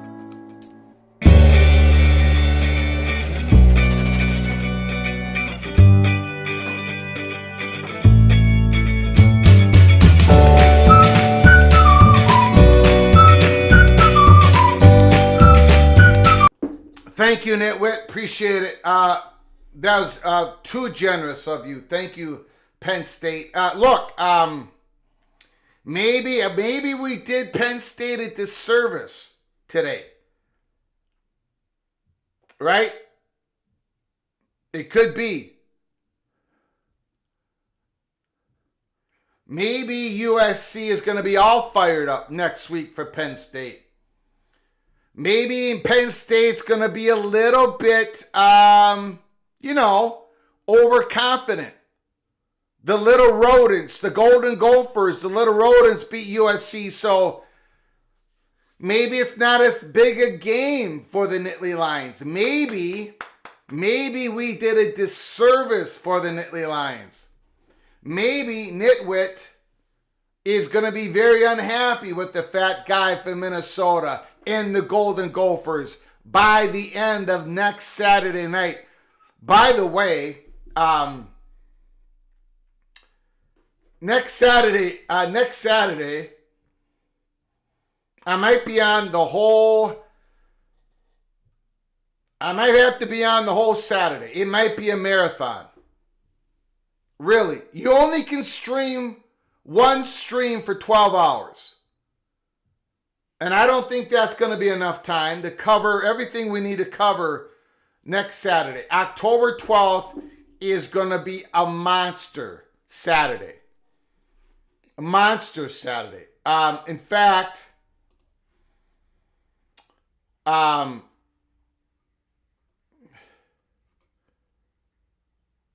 it's going to be just... It's just going to be incredible. Next week is going to be absolutely incredible. I don't know if I'm going to survive it, but we're going to go for it. What are they calling here? They're calling a fumble? It could be a fumble. And then the California running back picked it up. So I think they would have to mark it back there, because they did not let the play go through. Greg, does the Gophers have any chance to get the governor's victory bell? Very small chance, because the Nittany Lions are going to give it to Allen and Singleton. Penn State's going to run the ball. And they'll make some plays on the air, but they're not going to stop running the ball. The only reason why the USC left the door open for the Gophers is because they stopped running the ball. And the Gophers could not do anything with it. Penn State's not going to make that. Penn State's not going to make that mistake. They're not. They would love to run they're going to just hammer on the Gophers. Hammer on the Gophers. I think it might have been a lateral, Arnegad, but what do they do? Because the California running back picked it up, but they did not let him advance the ball. So I don't know what that means.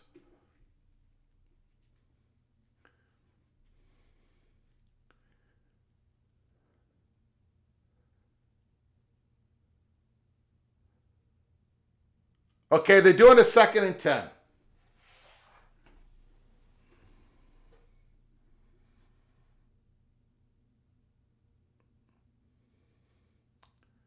Wow, Miami got back there big time. Barrow Jr., the transfer from Michigan State, tackle for loss. It's 3rd and long. Miami, Barrow was there at the time when the running back got the ball. That is a big play. Okay, Miami. Get off the field. Get off the field. Get your defense off the field right now. Right now.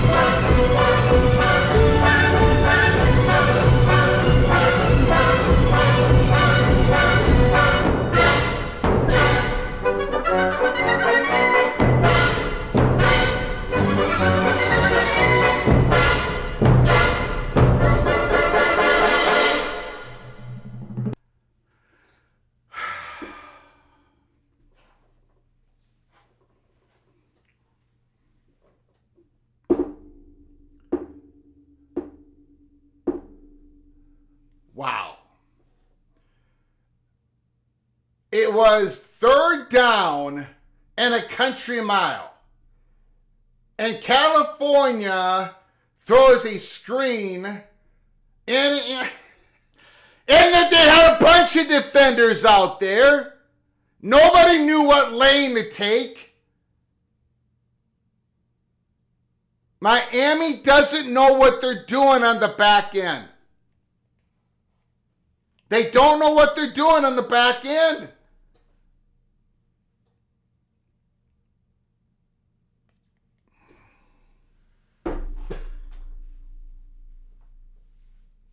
I don't know. Didn't I just give a long inspirational speech to Cam Ward in Miami?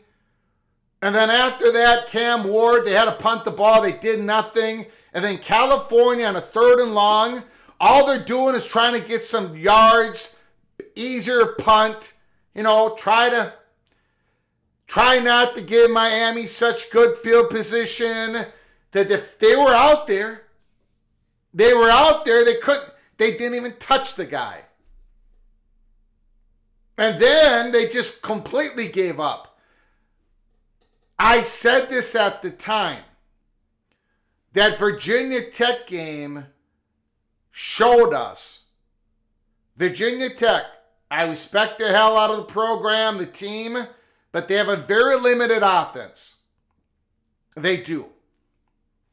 And they look sensational against Miami because Miami doesn't know what they're doing on the back end. And now with the team, Miami's in trouble. Not just this game, but they're in trouble.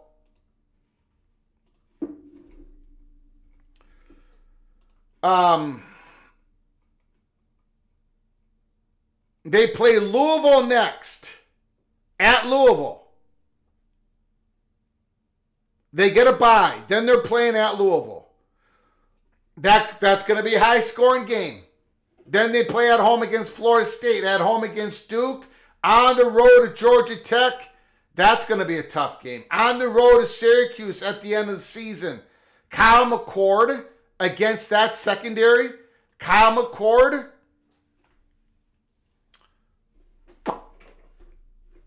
Don't ask me who's going to win the ACC.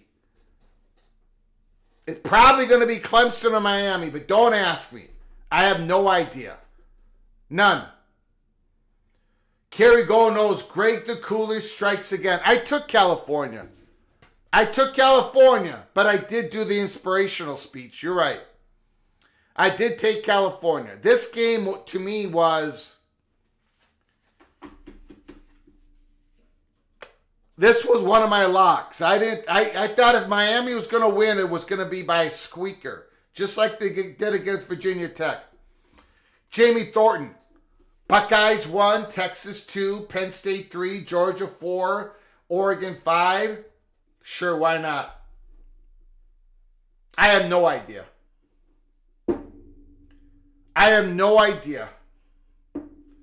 Buckeyes in Texas? Sure, 1 and 2. Beyond that, I don't have a clue. Nitwit likes it because you got the Nittany Lions number 3. I tell you what, Eli Holstein, and I put out a tweet earlier today, the game has slowed down for Mr. Eli Holstein. Remember, he's just a freshman, redshirt freshman, transferred from Alabama. He's getting better and better, right?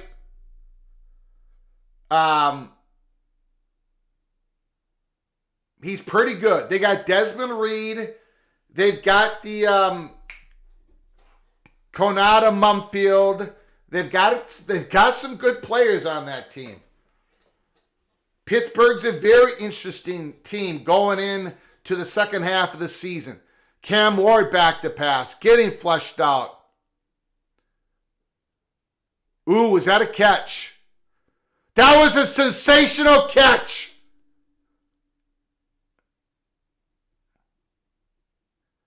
Was he in?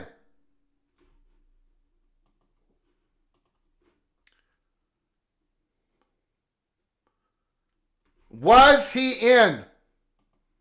Are they going to review it? 2nd and 10. No, he wasn't in. Sorry, guys. I thought maybe that was a great catch. My bad.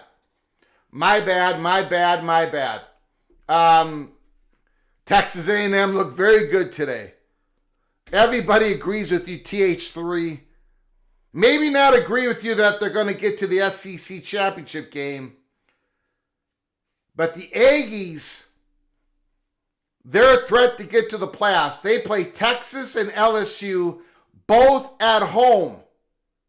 And then go ahead and look at the rest of the schedule. A&M has a legitimate shot. I agree with you, TH3. 3rd and 5. Cam Ward. First down. The comeback begins right now.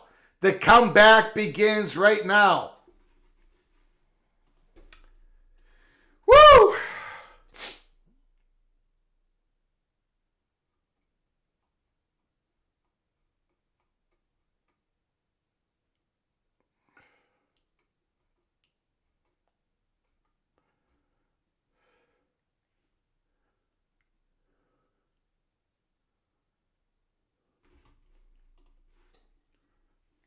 Just a poor play. Poor play by Cam Ward. Get the ball out earlier to Damian Martinez. And then you throw it behind him. Nonchalant, very poor play. Every conference is up for grabs, even the Big Ten. We'll see what happens in that Oregon-Ohio State game. The repercussions of that game. Right? What if one team blows out the other? Cam Ward?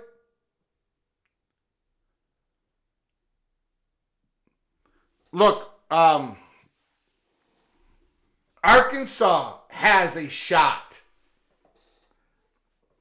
Earl Taylor, the SEC will cannibalize itself. Cam Ward is struggling. No question. Mr. Clemson Tiger, Bo Weevil. What are they calling? What's the call, guys? Guys and gals, what? Oh, legal man downfield.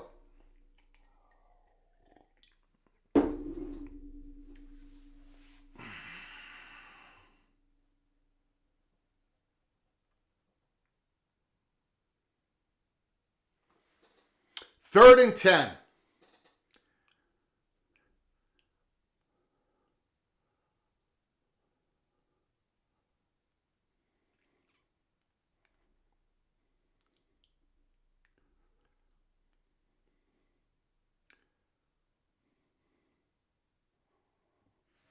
It's going to be 4th and 3. They're going to have to go for it.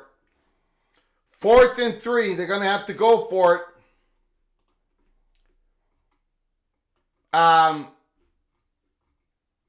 The California Bears.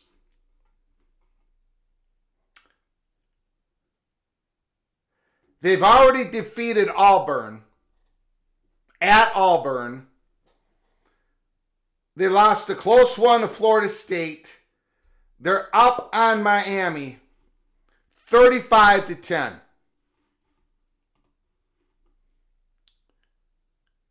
First down.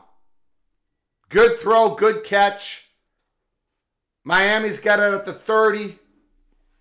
5 minutes to go in the third quarter. Jamie Thornton. Arkansas has LSU. Ole Miss. Texas next.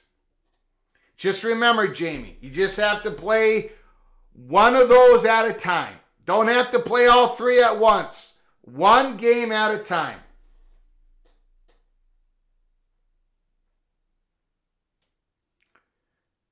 Cam Ward back to pass, stepping up.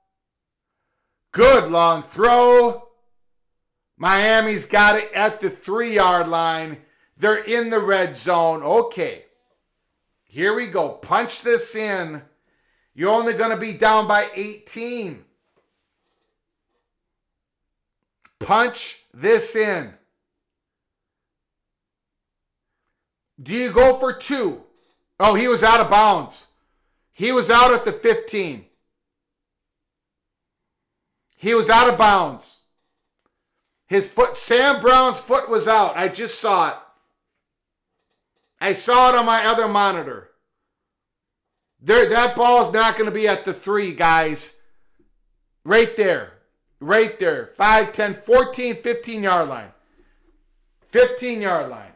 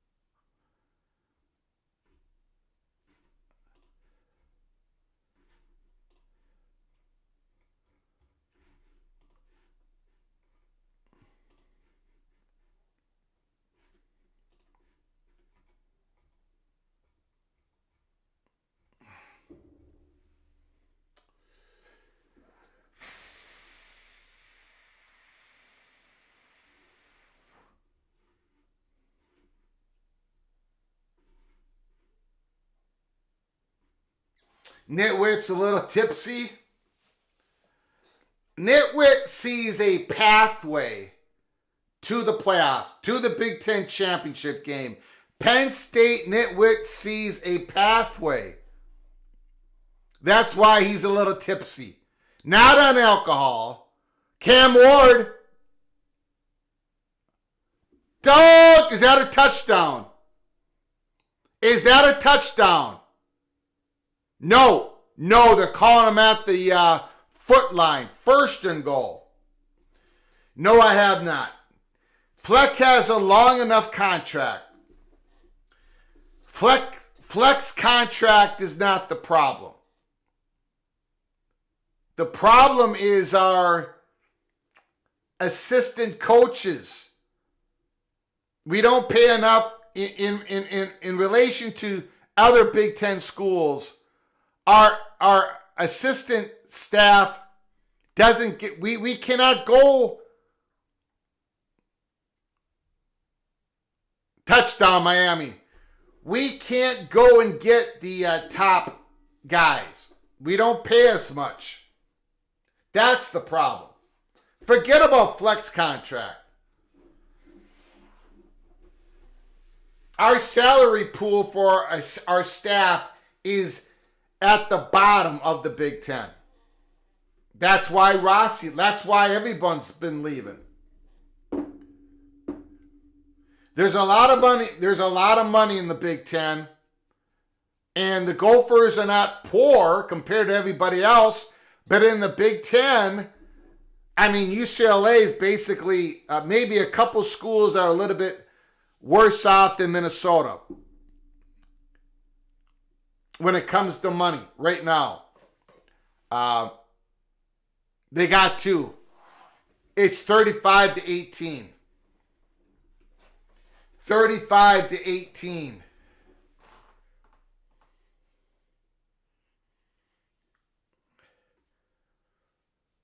That is what Miami needed to do.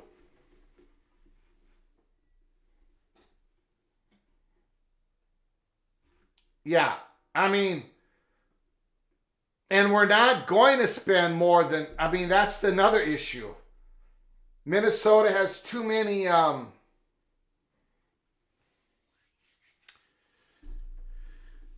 there's other sports that Minnesota is too wrapped up into.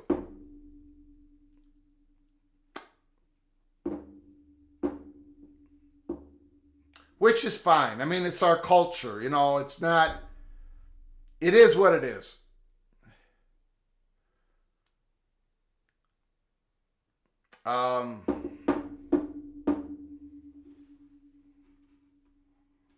Indiana could win the Big Ten.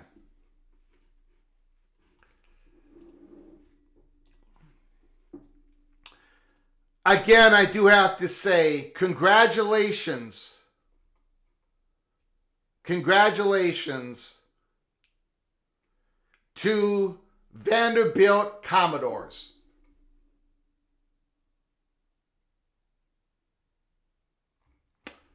An epic win for the fans, the fan base, the alumni, everybody at Vanderbilt. To beat Alabama, the number 1 ranked team, to beat Alabama any year is unbelievable. To beat them this year, they're ranked number 1 in the country. Congratulations to Vanderbilt. Your season has been made. Maybe you get to a bowl game. That's got to be your goal now. If you're Vanderbilt, man, you got to dream. You've got to dream.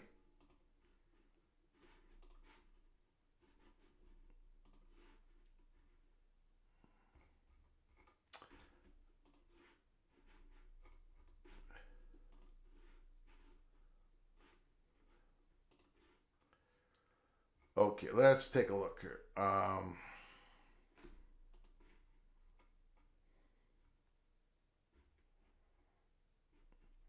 Vanderbilt has 3 wins already. 3 wins.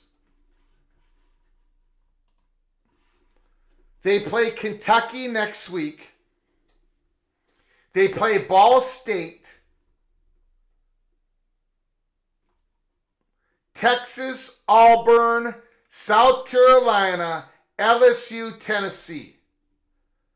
So their opportunities are at Kentucky, it's going to be tough. Ball State, that's their 4th win. At Auburn, at home against South Carolina.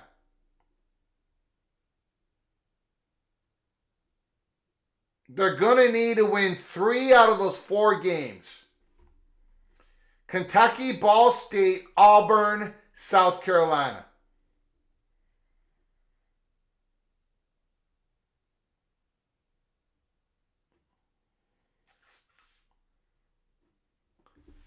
They can do it.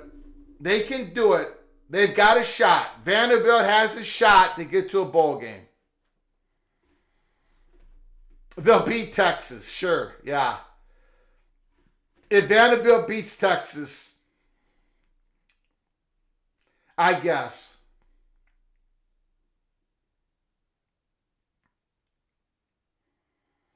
Mark Matthews, thanks for coming on in. Appreciate it.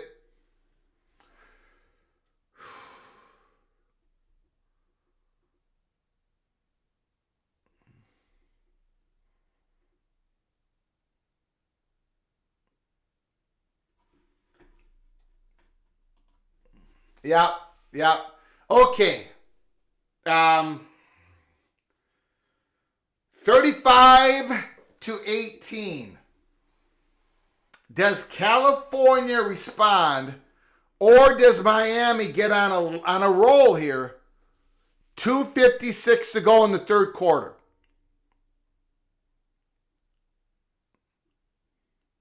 They're doing an end run, and there's a lot of space out there. I tell you, that secondary is, I don't know what they're doing. I don't think they recognize what's going on. It might be the communication. Miami has no ability to recognize. They don't recognize. No recognition on defense. If it's man-to-man, they can make a play.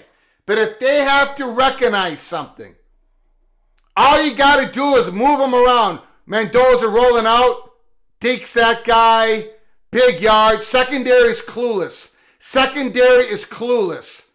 They had no idea the running back was loose. There's nobody there. Nobody looking around. It's absolutely brutal.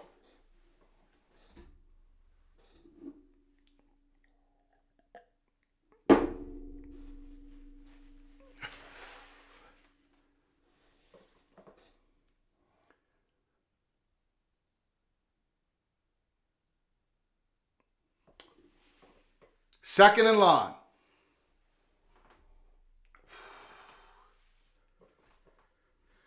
Woo!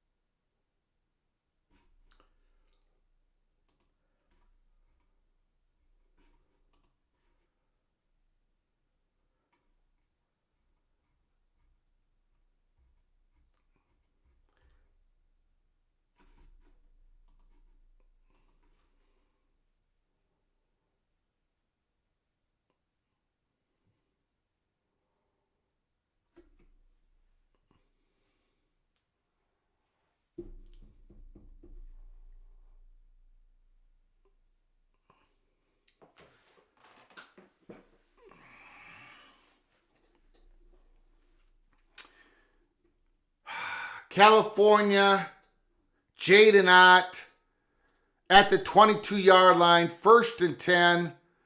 California is responding. They are responding.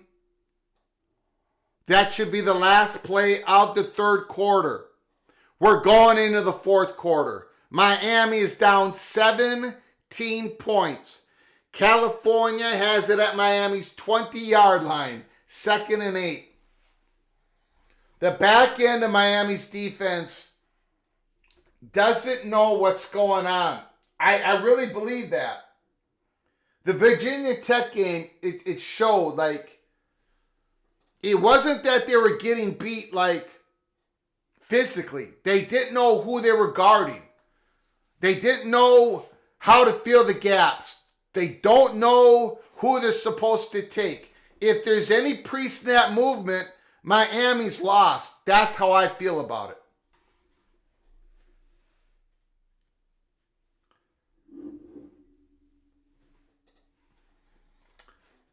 Thank you for coming on in, Hawk. I love and hate this game. Yeah. Yeah. I understand. I completely understand.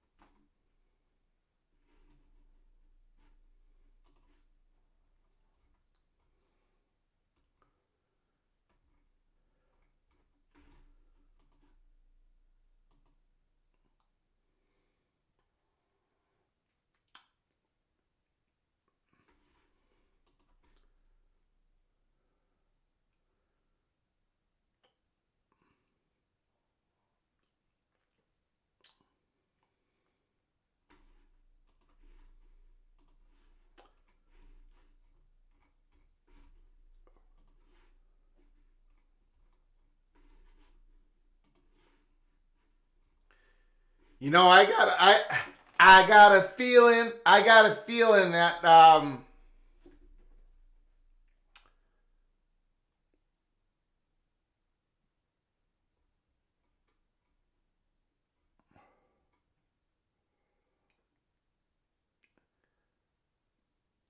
I find it almost impossible to believe that we're not going to have a situation in at least one of the Power 4 conferences. I'm just going to be looking at the Power 4 conferences when I make this statement. I find it hard to believe we're not going to have at least one situation in which a tiebreaker decides the two teams that are going to go to the conference championship game. In the Big Ten and the SEC and the Big 12 and the ACC, at least one of those conferences, a tiebreaker would decide who's the number 2 and 3 seed or who's the number 1 and 2 seed in a conference. We'll see what happens. Kerry, Gold Nose, can someone do safety check for Rock and Rant? Holy smokes. The elbows are starting to be thrown. Thank you, Kerry, for the super chat.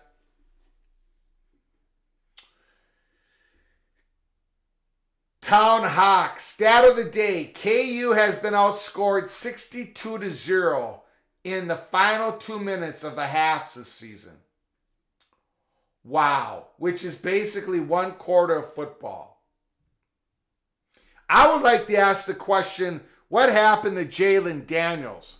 He has not looked good. Is it all because of the offensive coordinator? Okay, it's going to be 3rd and 7. 3rd and 7 for California. They are in field goal position. Yes, everybody has tiebreaker rules. Everybody. And they basically look the same. Nitwit, I think Bama has to drop out of the top 10. If not, then it's just rigged. It's 3rd and 7. Big play. Big play. Mendoza back to pass. Oh, it was there, but the receiver cannot haul it in. California's going to have to kick a field goal here to get up 20. 4th and 7.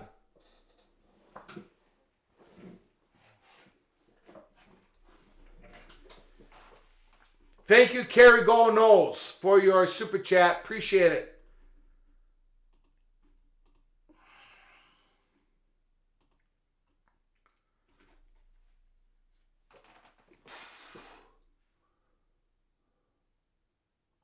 California, field goal attempt. The snap, the hold, the kick.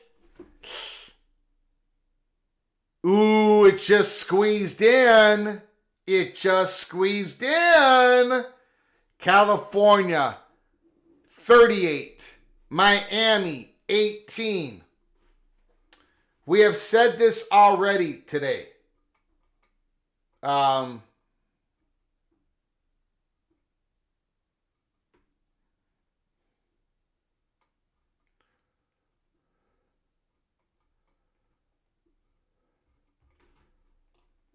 We have had 5 teams in the top 11 already go down. Number 1, Alabama. They lose to Vanderbilt. Number 4, Tennessee. They lost to Arkansas. Number 9, Missouri. They lost to Texas A&M. Number 10, Michigan. They lost to Washington.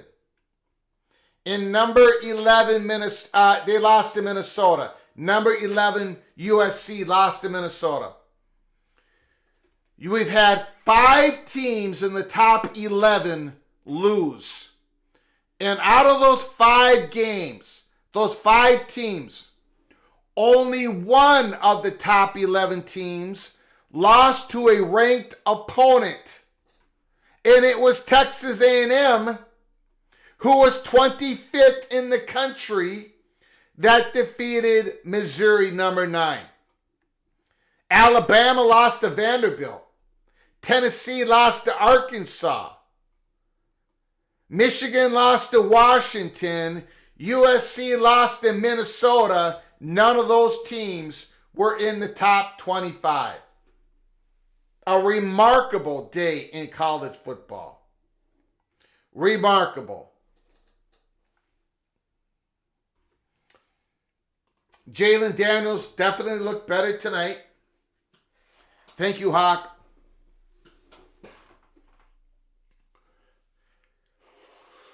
Woo! TH3, tiebreaker number 15 in the Big Ten is who has the best uniforms. I feel bad for Maryland. They'll never win that tiebreaker. Wow. Wow. Another shot.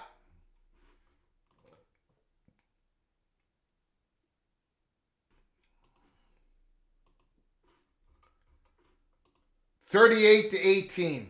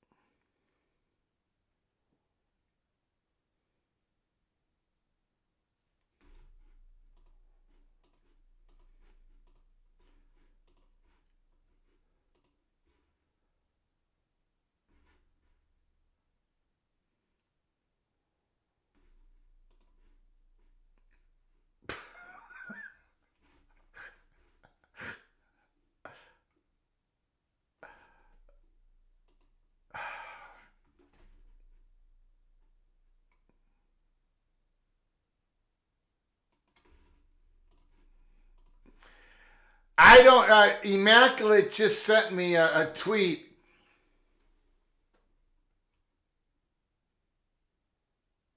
I don't know how much this guy is a sports writer. He writes a column called Touchdown Timothy. I'll show you in a little bit here. Miami's got the ball. Good pass, Cam Ward. Here comes Miami, 46-yard line. Big gain. Timothy Johnson, who writes for Touchdown Timothy. He calls himself a Miami Hurricane sports writer. Proud husband and father. Canes fan since 1971.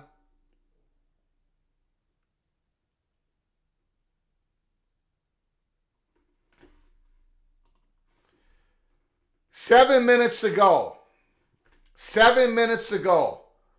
Folks, I'm fed up.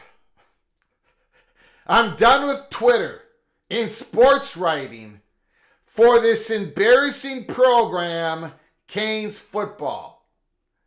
You bums have sullied the reputation of our dynasty and turned our program into a joke. I will no longer promote you or write for you. Touchdown Timothy, signing off, folks.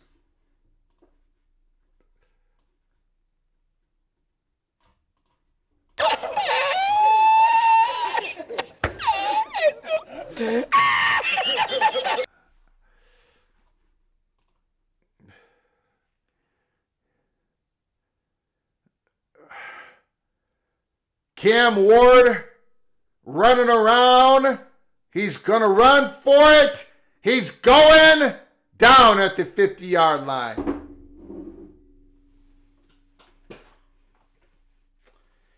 Touchdown Timothy is gone.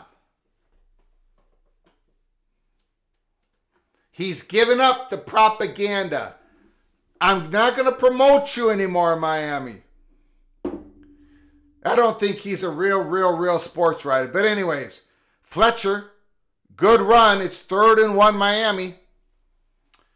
You just got to focus on this drive. Score a touchdown on this drive. You're down 20. You can get within 2 scores if you score a touchdown here. The game is not over.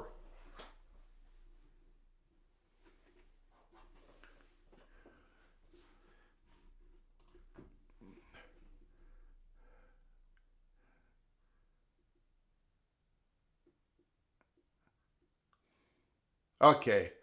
That did not work. I don't know what it's going to be 4th and 1. That was that got bottled up. They threw it out to the tight end. Okay, we got an injury on the field. It's going to be 4th and 1. Miami's got to get this first down.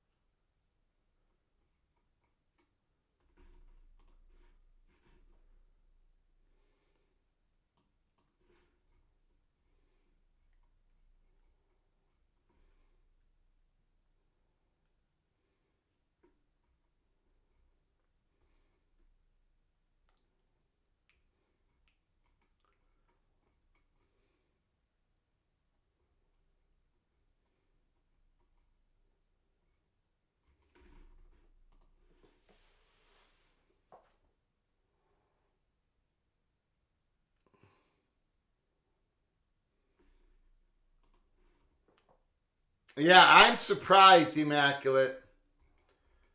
Arizona's trying to make a comeback on field goals here.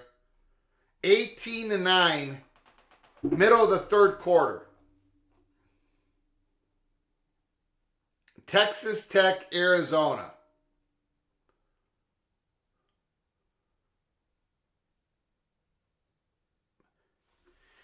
Arizona's trying to go 2-0 in the Big 12. The Texas Tech Red Raiders trying to go 3-0 in the Big 12.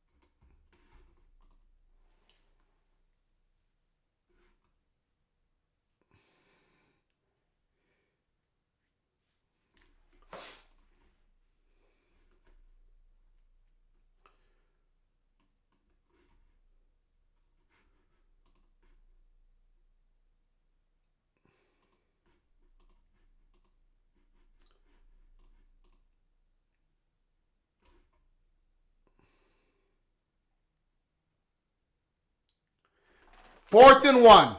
This is it, baby. 4th and 1.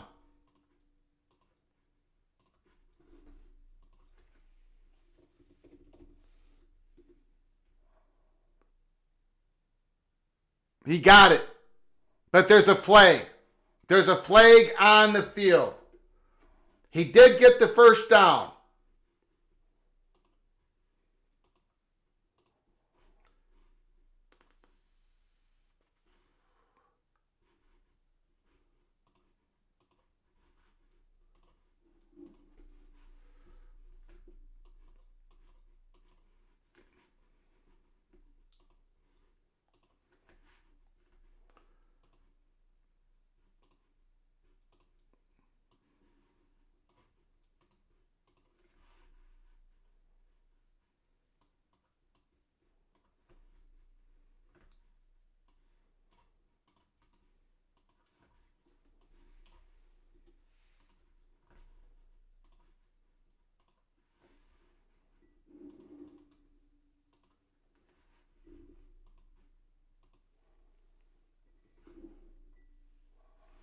4th and 6. Illegal motion. Miami's got to pick this up. 11:50 to go in the 4th quarter. Miami's got to pick this up.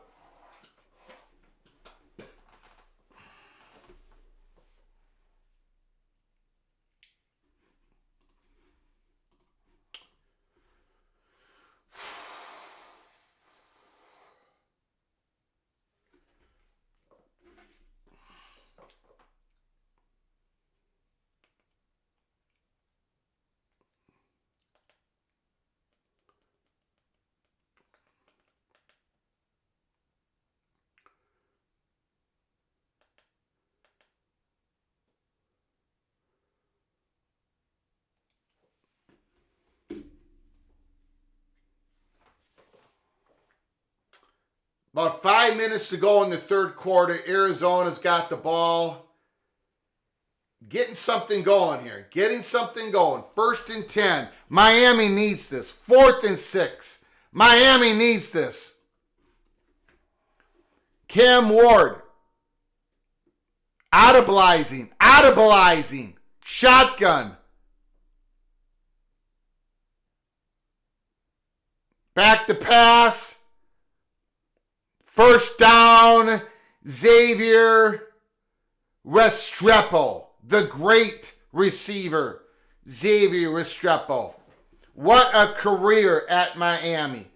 Big number 7. What a career. 1st down, Miami. Big play. Cam Ward. Caught! Down at California's 17-yard line. McMillan makes a big play for Arizona.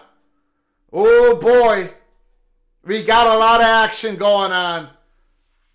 It is 12:37 Central Time in the morning, 1:37 in the East.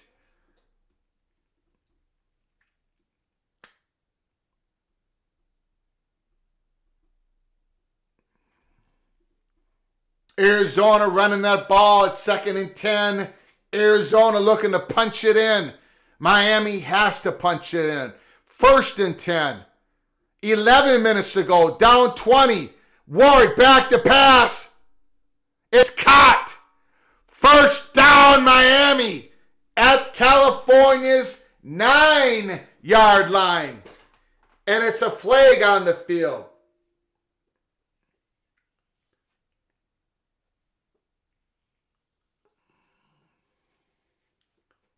Viscano, Arizona. Fafita's 19 of 35, 210 yards.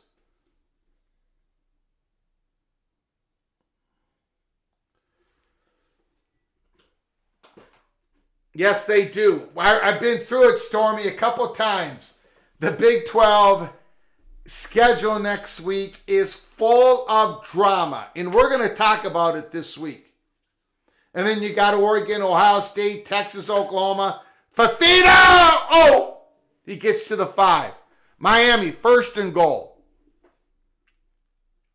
Cam Ward, back to pass. He throws it out of bounds. 2nd and goal. 2nd and goal. Woo!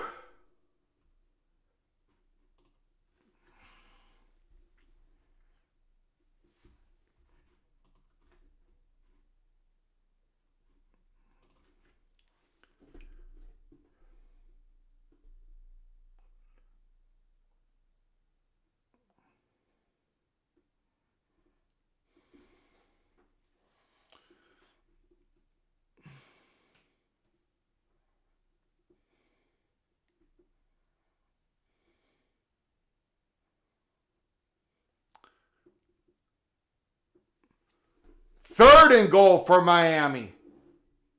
Cam Ward zipped it in there, but the receiver, the tight end, could not hang on to it.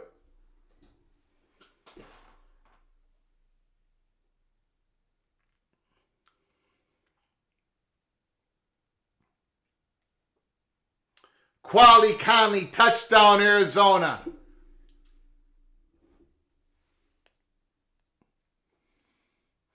Here comes the Wildcats.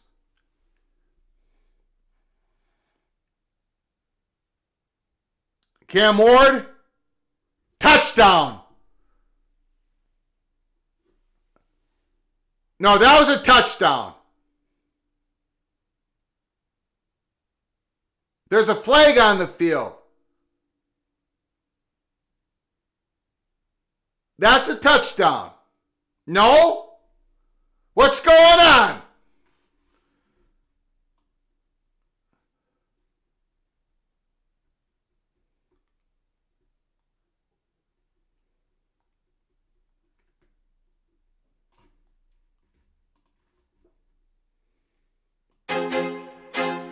I feel like I'm losing my mind. Is everybody in the world blind? Please, Lord, give me a sign, a sign. They called a pick play on that. I did not see it. It's 3rd and goal at the 18-yard line. My bad. I did not see a pick. I didn't see any other guy out there. Now that's a touchdown. Touchdown, Miami. Here comes the Hurricanes. Touchdown! Touchdown! Touchdown!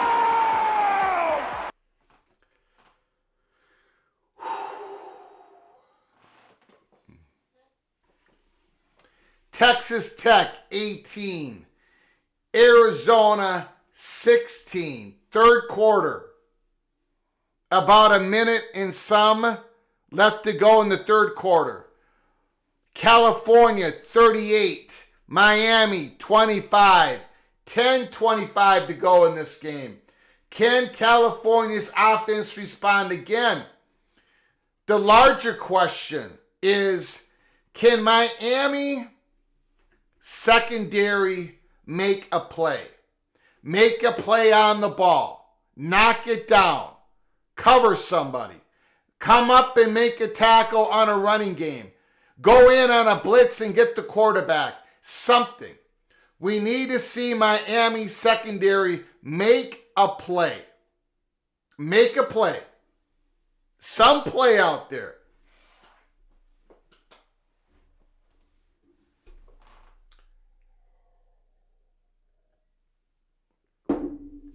How about the pride of Las Cruces? Diego Pavlia playing almost perfect today against Bama.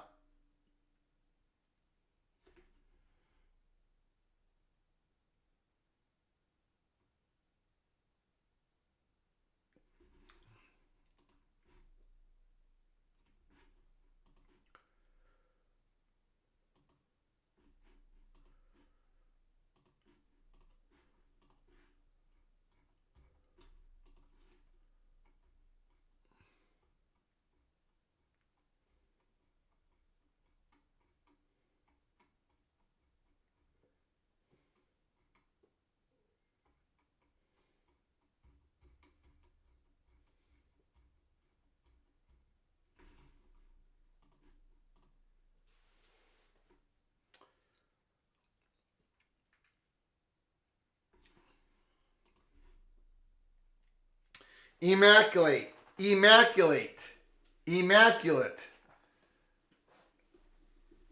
Diego Pavia, when beat Auburn as the quarterback of New Mexico State.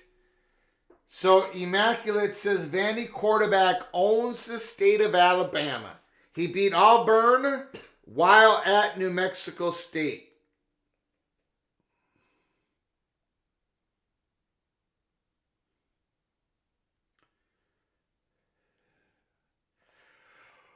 Oh my gosh. Don't call it a comeback. We've been here for years. See John.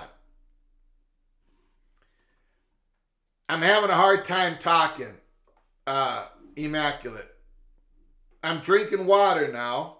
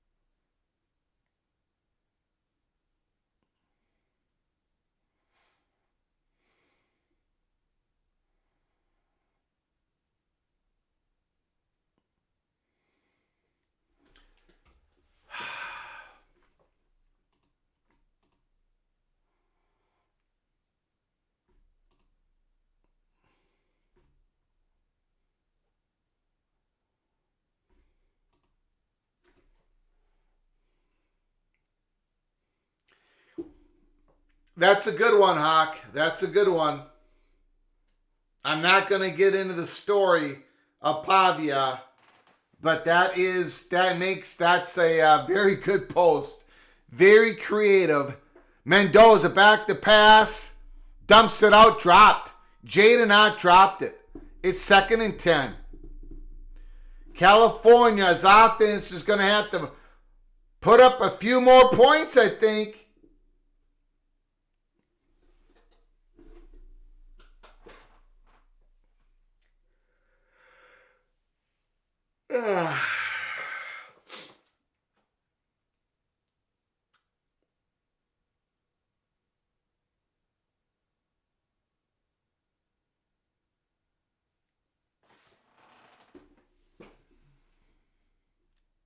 Second and 10.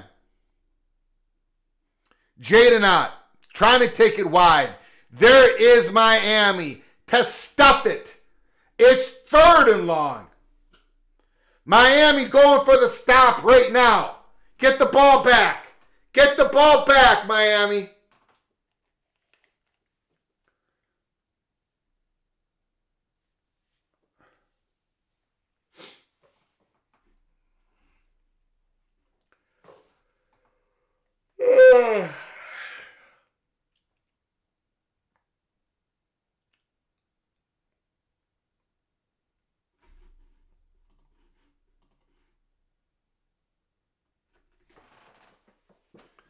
Third and 11.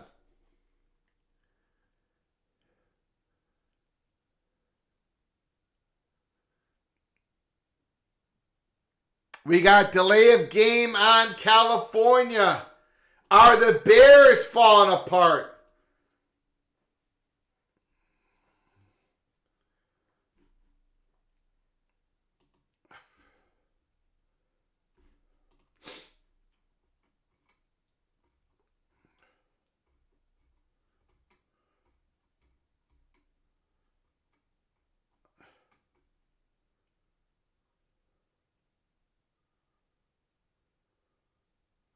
Sacked. Flag.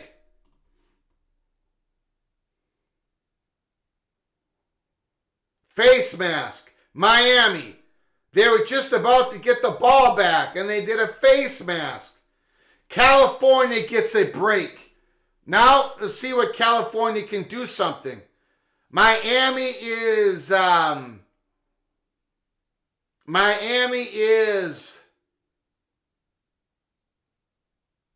big mistake. Big mistake.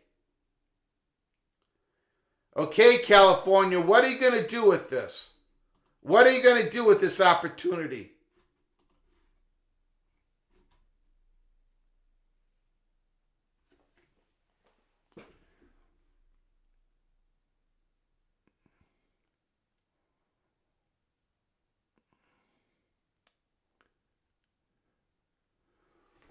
Pretty good run. Got about 3 yards. There's 8:54 left to go in the game. California up 13. They got the ball. Almighty Finn says Cal's about to blow it.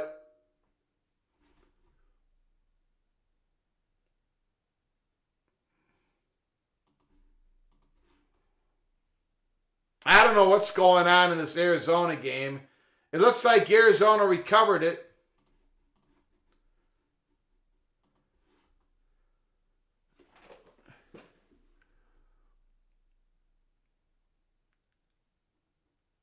Miami stuffs the run again.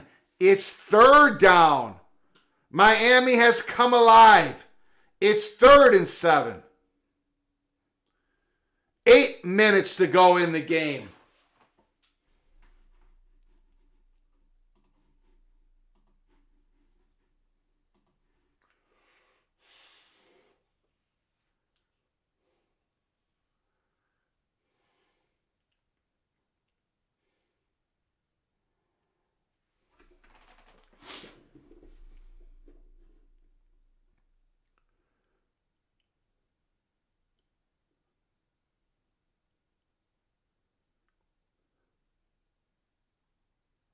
Sacked.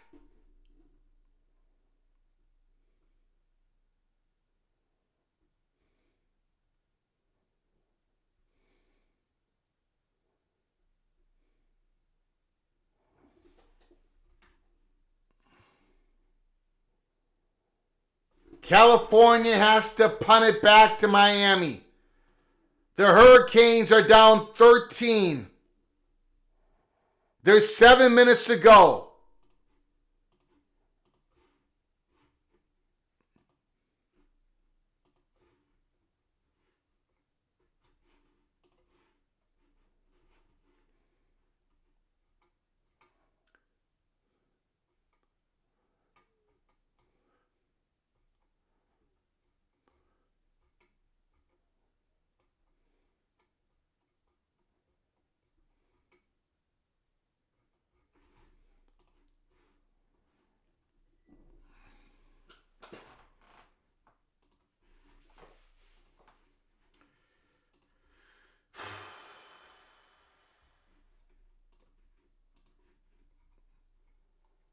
Clemson is 3-0. SMU is 2-0. Virginia is 2-0. So if Cal wins,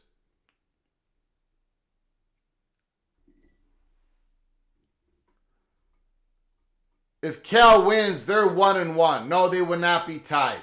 Clemson, SMU, Virginia, Pittsburgh, they're all undefeated in the ACC. Miami is as well.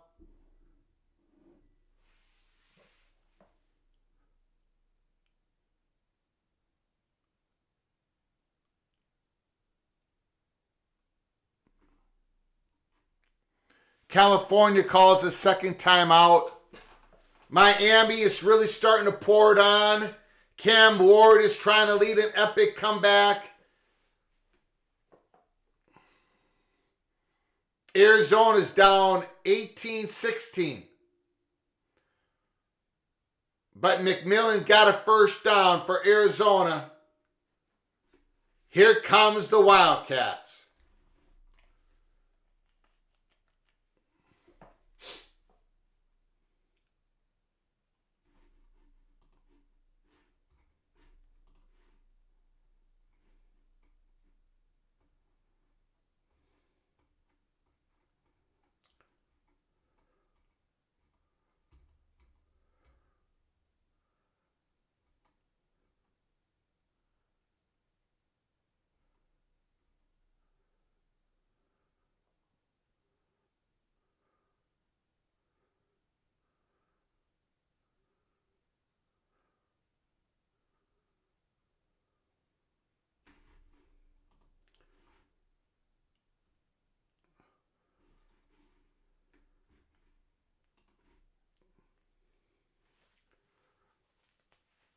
Miami's got a 1st and 10.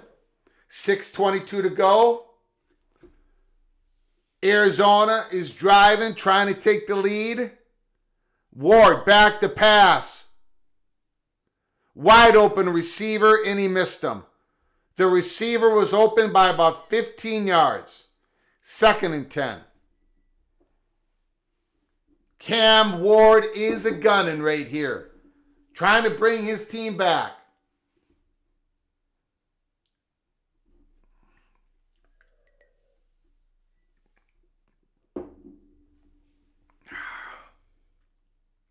Second and 10 at their 43-yard line.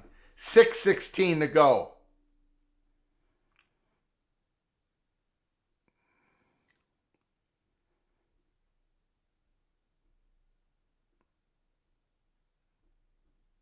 Incomplete. 3rd and 10 for Miami. They got 2 downs to make 10 yards. Arizona is a moving. Quality Conley, 1st down. No, 4th and 1. My bad.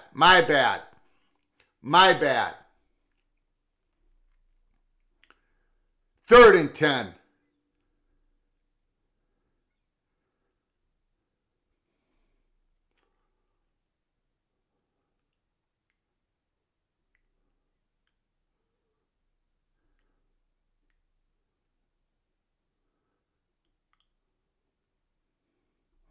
There's a flag on the field. It was either illegal formation or offsides on California.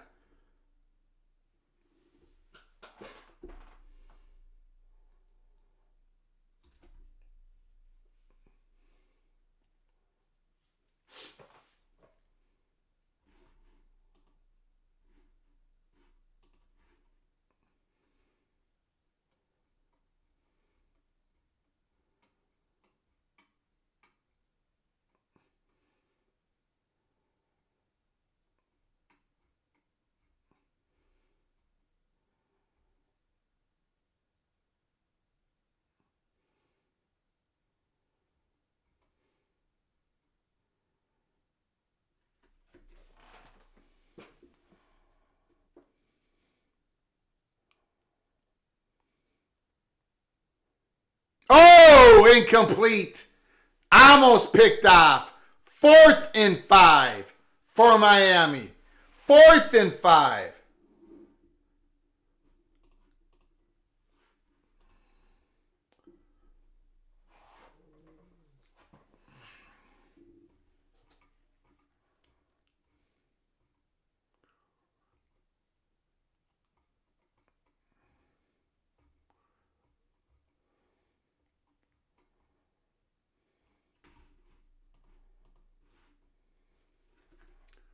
There's a flag. There's a flag. California fans are getting a little excited. It's going to be about 4th and 10.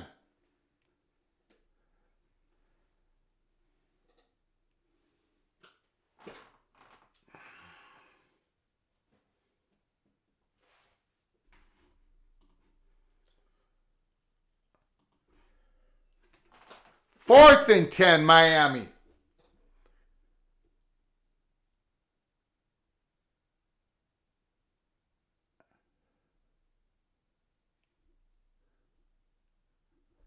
First down.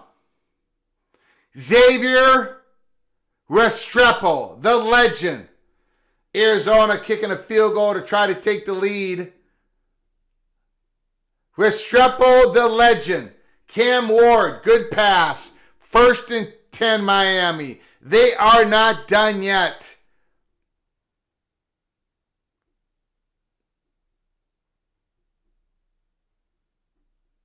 It was because of my inspirational speech to Miami.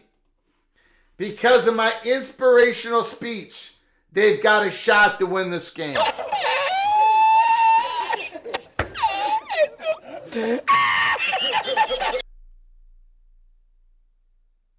First down, Miami. Again, there's 4:48, 4:47, 4:46. Arizona has taken a lead, 19-18. They were down, I think, 18-3, right? Then 18-6, then 18-9. Catch, Miami. Down at the 20, I don't know, 20-something. 20-something. Miami still has all 3 timeouts. Ward back to pass. He's rolling out. He's running it. Touchdown, Miami! Cam Ward! Now they're only going to be down by 6 if they make the extra point.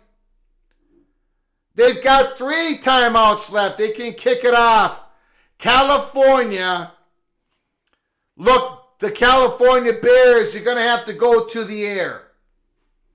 You're going to have to go ahead and pick on the secondary. You cannot run it now. You've got to throw it. You've got to throw it. You've got to throw it. California, you got to go to the air. I know you just got sacked a couple of times. But Miami is a coming. Beat that secondary. Throw it up there.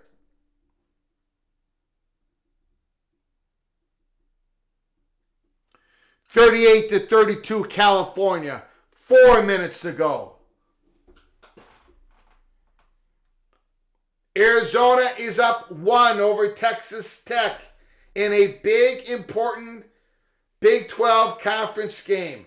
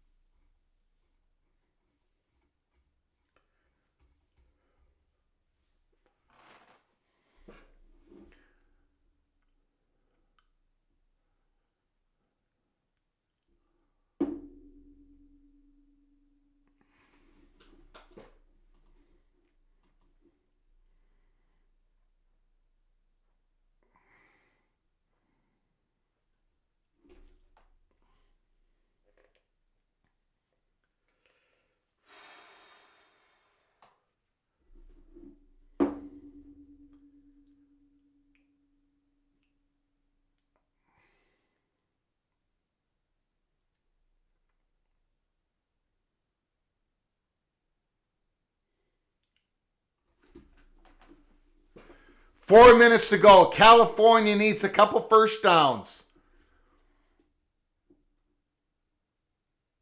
They're running it to the short side. To the short side. First down. Again, Miami. When you run it on the short side against Miami, that's where you have the success. That's what Virginia Tech did all game. That's what California just did. They need another first down here. 3:39, 3:38, 3:37. They're going to run this play clock all the way down. 10 seconds left to go on the play clock. They're going to the short side again. Good stop by Miami. 2nd and 10. We got 3:13 to go.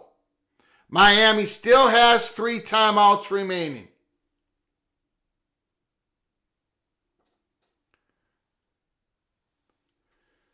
Texas Tech is struggling on offense. Down 19-18, 3rd and long. 2nd and 10, California. Can Miami pull off this heroic comeback? Mendoza. Man in motion. They hand it off again. It's going to be 3rd and long.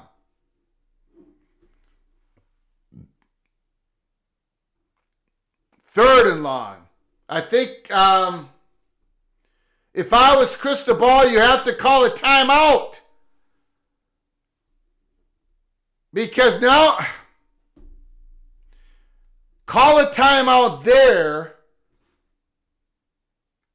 And then you have that 2-minute timeout. You didn't have to lose those 30 seconds. Oh well. I would have called a timeout there.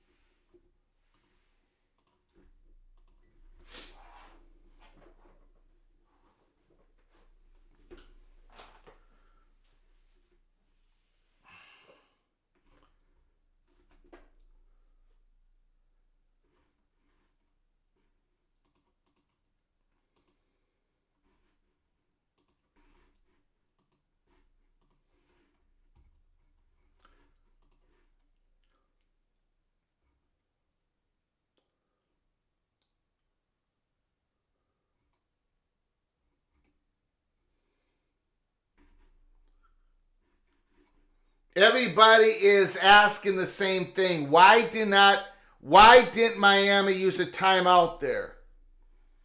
It doesn't make any sense. I mean, you cannot...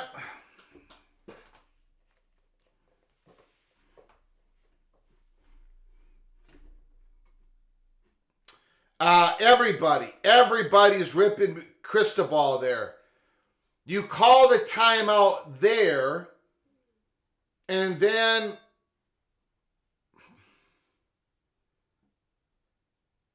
wasted.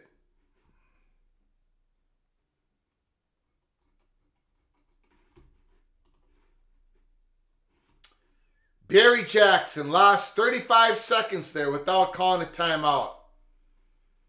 Everybody, all the national reporters are ripping them. I'm too tired to try to explain, but mathematically, that was a horrific coaching move by Cristobal not to call a timeout there.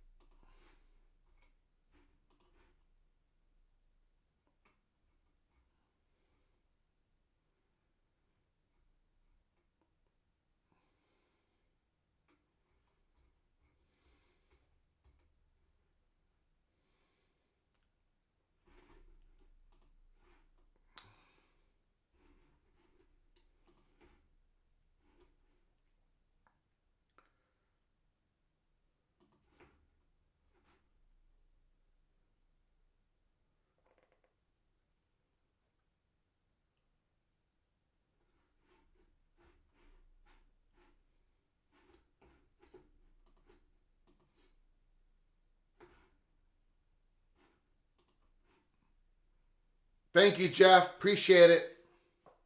Thanks for staying up. 3rd and 7. There's a flag.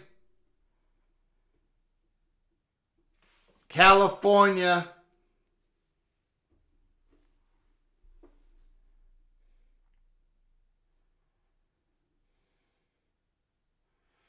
Illegal motion. Oh, I'm sorry, false start. Miami looks like they're going to get the ball back. Only down 6. California needs to make a first down here.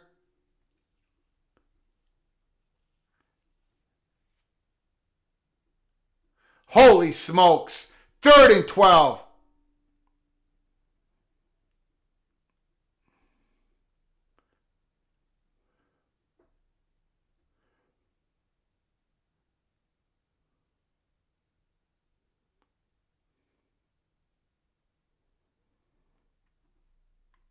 I think that was a good hit.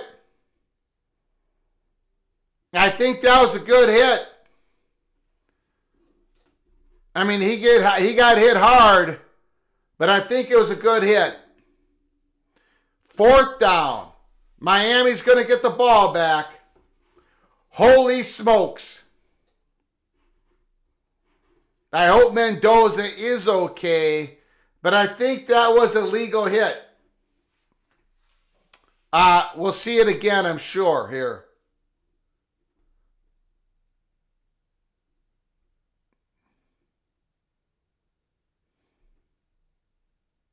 Ooh!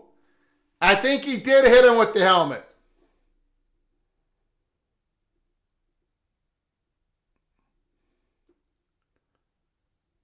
I think he did hit him with the helmet. I think the helmet hit the helmet, though. But I have no idea what a targeting call is. 4th down.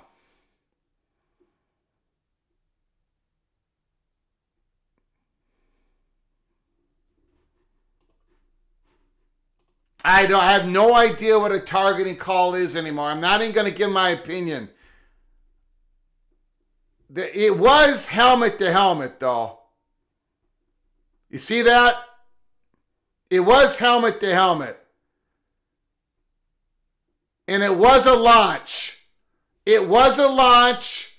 Boy, I don't know. I mean, look where that head snaps. Look at that. I have no idea, though. Sure, a little acting job.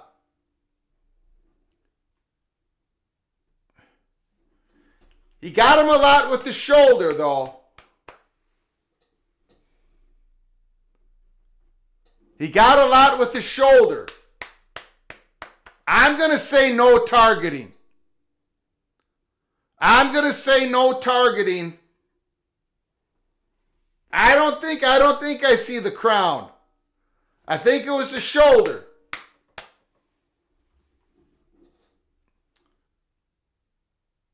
But then again, I have no idea. I have no idea.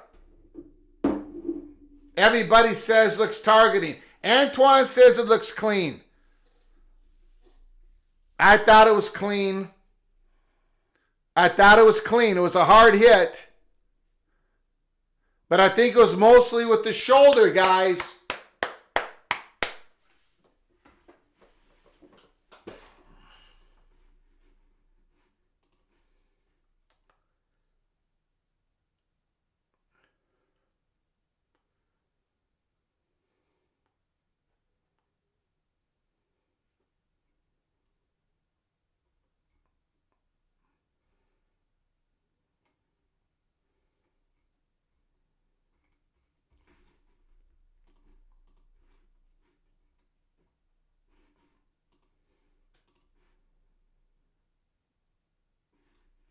Yeah. Okay. This is Cam Ward's time. Once again, win this game, Miami. Right here. Right now. Adversity. Once again, just like Virginia Tech. Squeak out another win.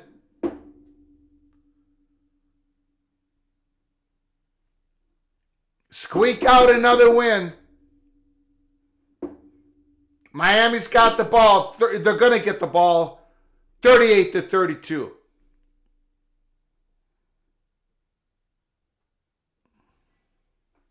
Ryan Willie, good day for the Badgers. Congrats on the win, Eva Badger. Congrats on the win. Did you make it to Madison? Did you go to the game? I know you were thinking about going to the game. I told you, Ryan Willie, the Boilermakers going into this Saturday, they were the worst team in the Big Ten. I got to think they still are. They are not good. California putting the ball.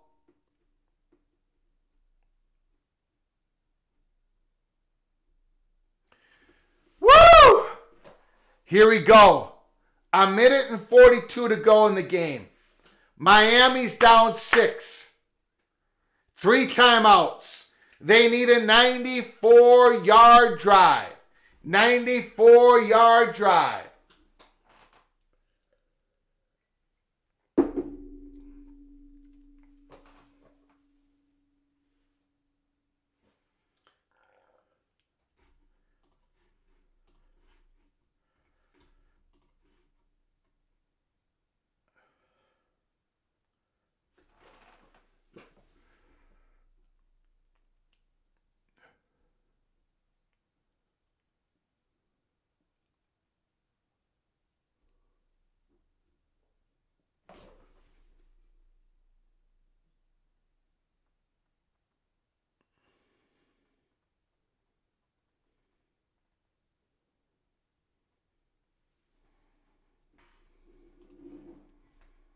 All the way down to the 15-yard line. Miami! Miami! Holy smokes! Wide open. Xavier Restrepo again, the legend. First down and 10. 115, 114, 113. Ward Swings it out. Oh, California, they just cannot stand up anymore. They are exhausted. Here comes Miami. 55, 54, 53, 52. Nobody was on Restrepo. Nobody.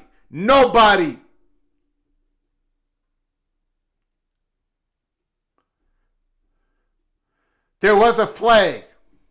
What are they calling here? A hand of the face.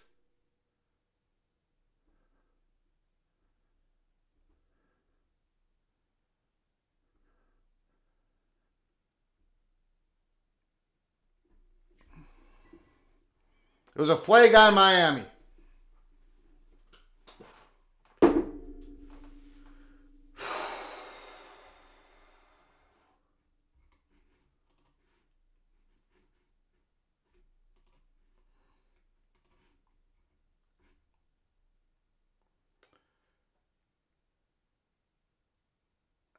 Texas Tech is down 19-18. They have the ball.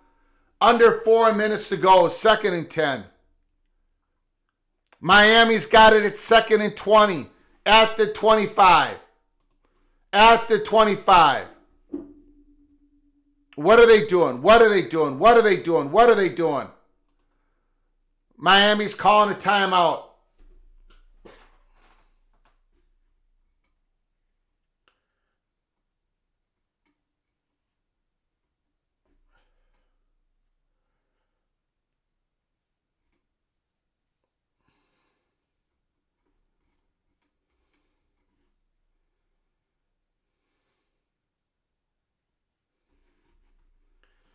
Texas Tech is getting in position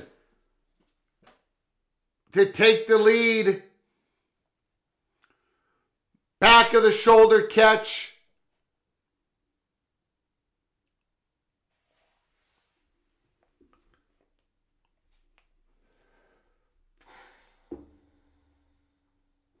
Second and 20 Miami.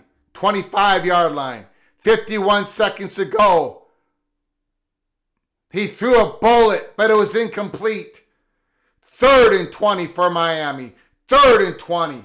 California's trying to hang on. Texas Tech is trying to set up here. 3 minutes to go. 2nd and 9, 2nd and 8. 3rd and 20 Miami. 47 seconds to go. Cam Ward trying to lead his team back from an improbable, unbelievable comeback. California calls their last timeout. Woo! 2nd and 9, Arizona. I'm sorry, Texas Tech. It's 3rd and long for Texas Tech.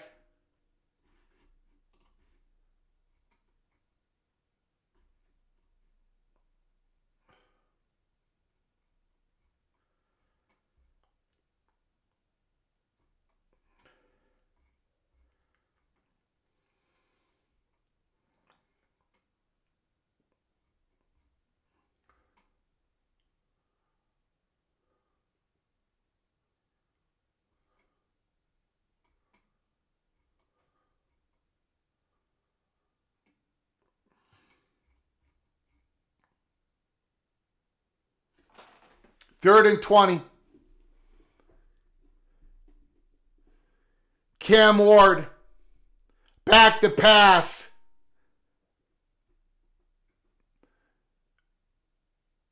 I think he was over the line of scrimmage.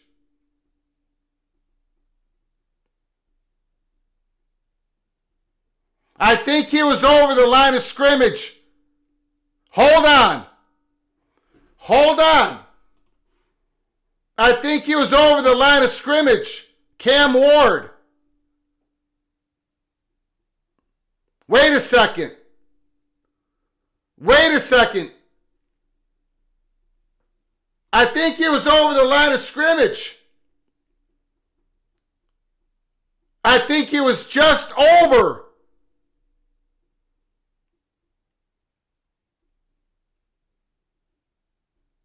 Wait a second. Wait a second. Nobody's listening to me. Oh, are they reviewing it? I think it was just over. Is it?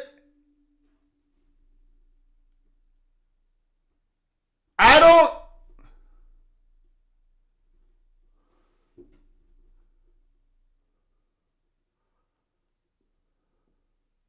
No, I think it's okay. I think it's okay. It was close. I thought he was over, but I think he got rid of the ball. I think that's a good play. I think Miami is going to get the call again. It was close. It was good. First down. First down, Miami. It was good. It was good. It was good. It was good. 37 seconds to go. Miami could pull off an incredible comeback. First and goal. This is unbelievable. Unbelievable. Miami at the 3. Oh, he got tackled for a loss. Damian Martinez.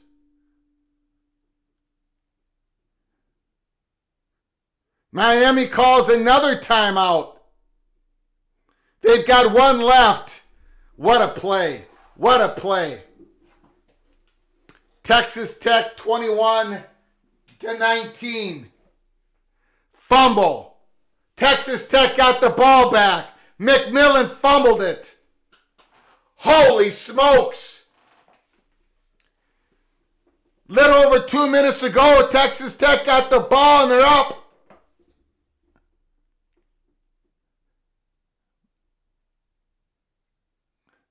Oh, it was punched out. What a play. What a play by Texas Tech. Number 10.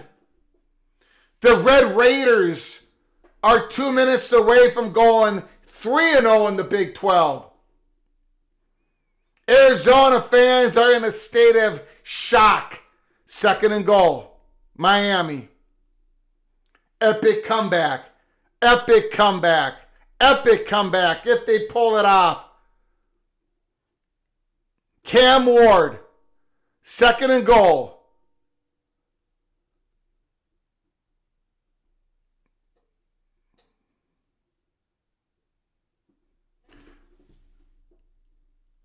They're going to have to review it. It's a touchdown, but his knee hit. They're going to have to review it. Aurora, I'm not sure on this. His knee did hit down. 38-38.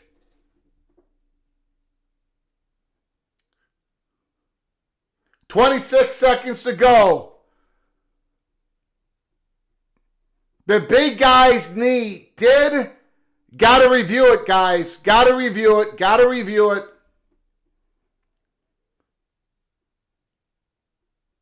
Oh, they're not going to review it. Okay. 38-38.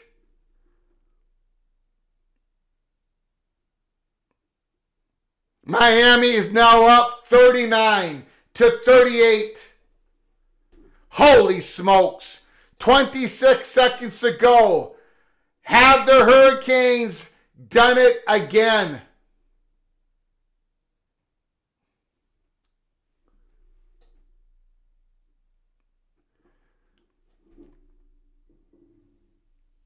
His knee did hit, but the ball was over. You can see it right there.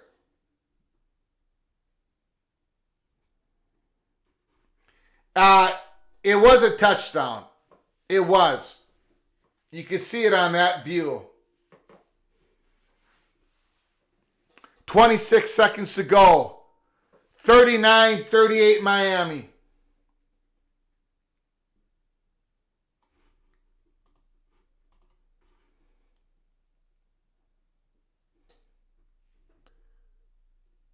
Now California needs a miracle.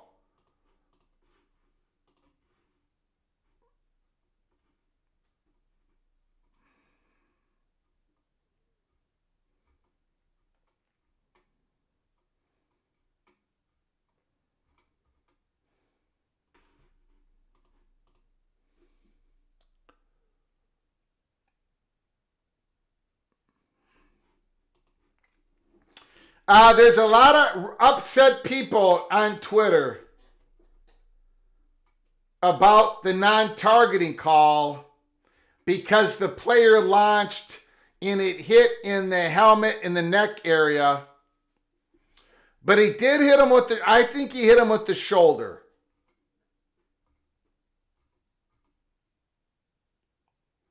But yeah. Okay, 1st and 10.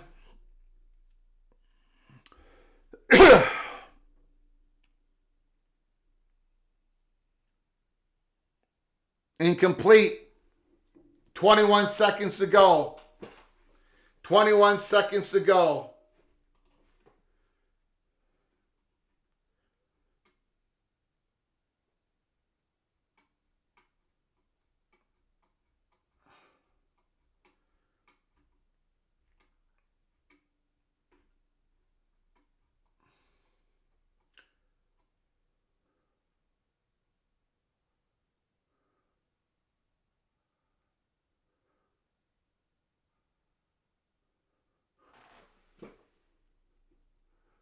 Incomplete. 3rd down, 16 seconds to go.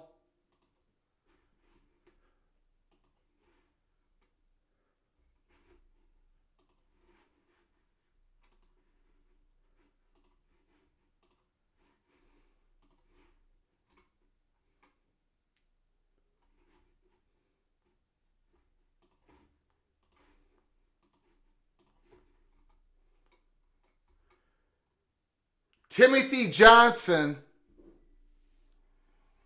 who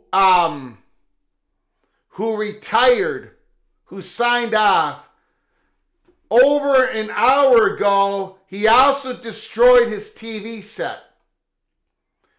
The so-called Miami reporter destroyed his TV set and he retired. It doesn't look like he's watching the game, and Miami's about to pull it out. It's 4th down and 10. 4th down and 10.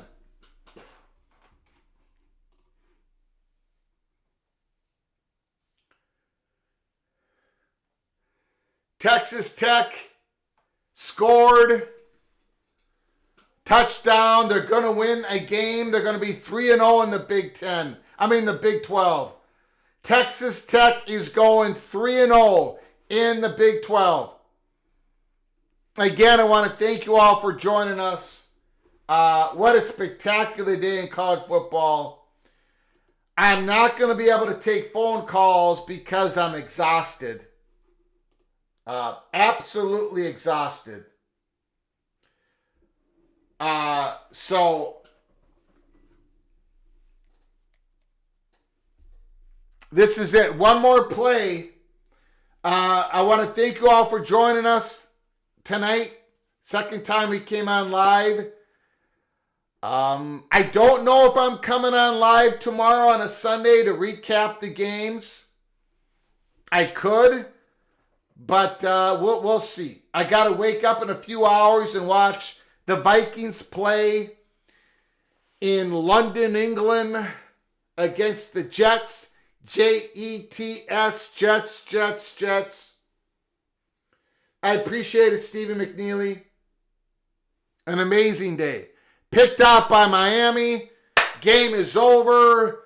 Good night. Texas Tech wins. Miami, because of my inspirational speech. Because of my speech, the Hurricanes win. Thank you all for joining us. Until next time. Please, you all take great care of each other. Thank you so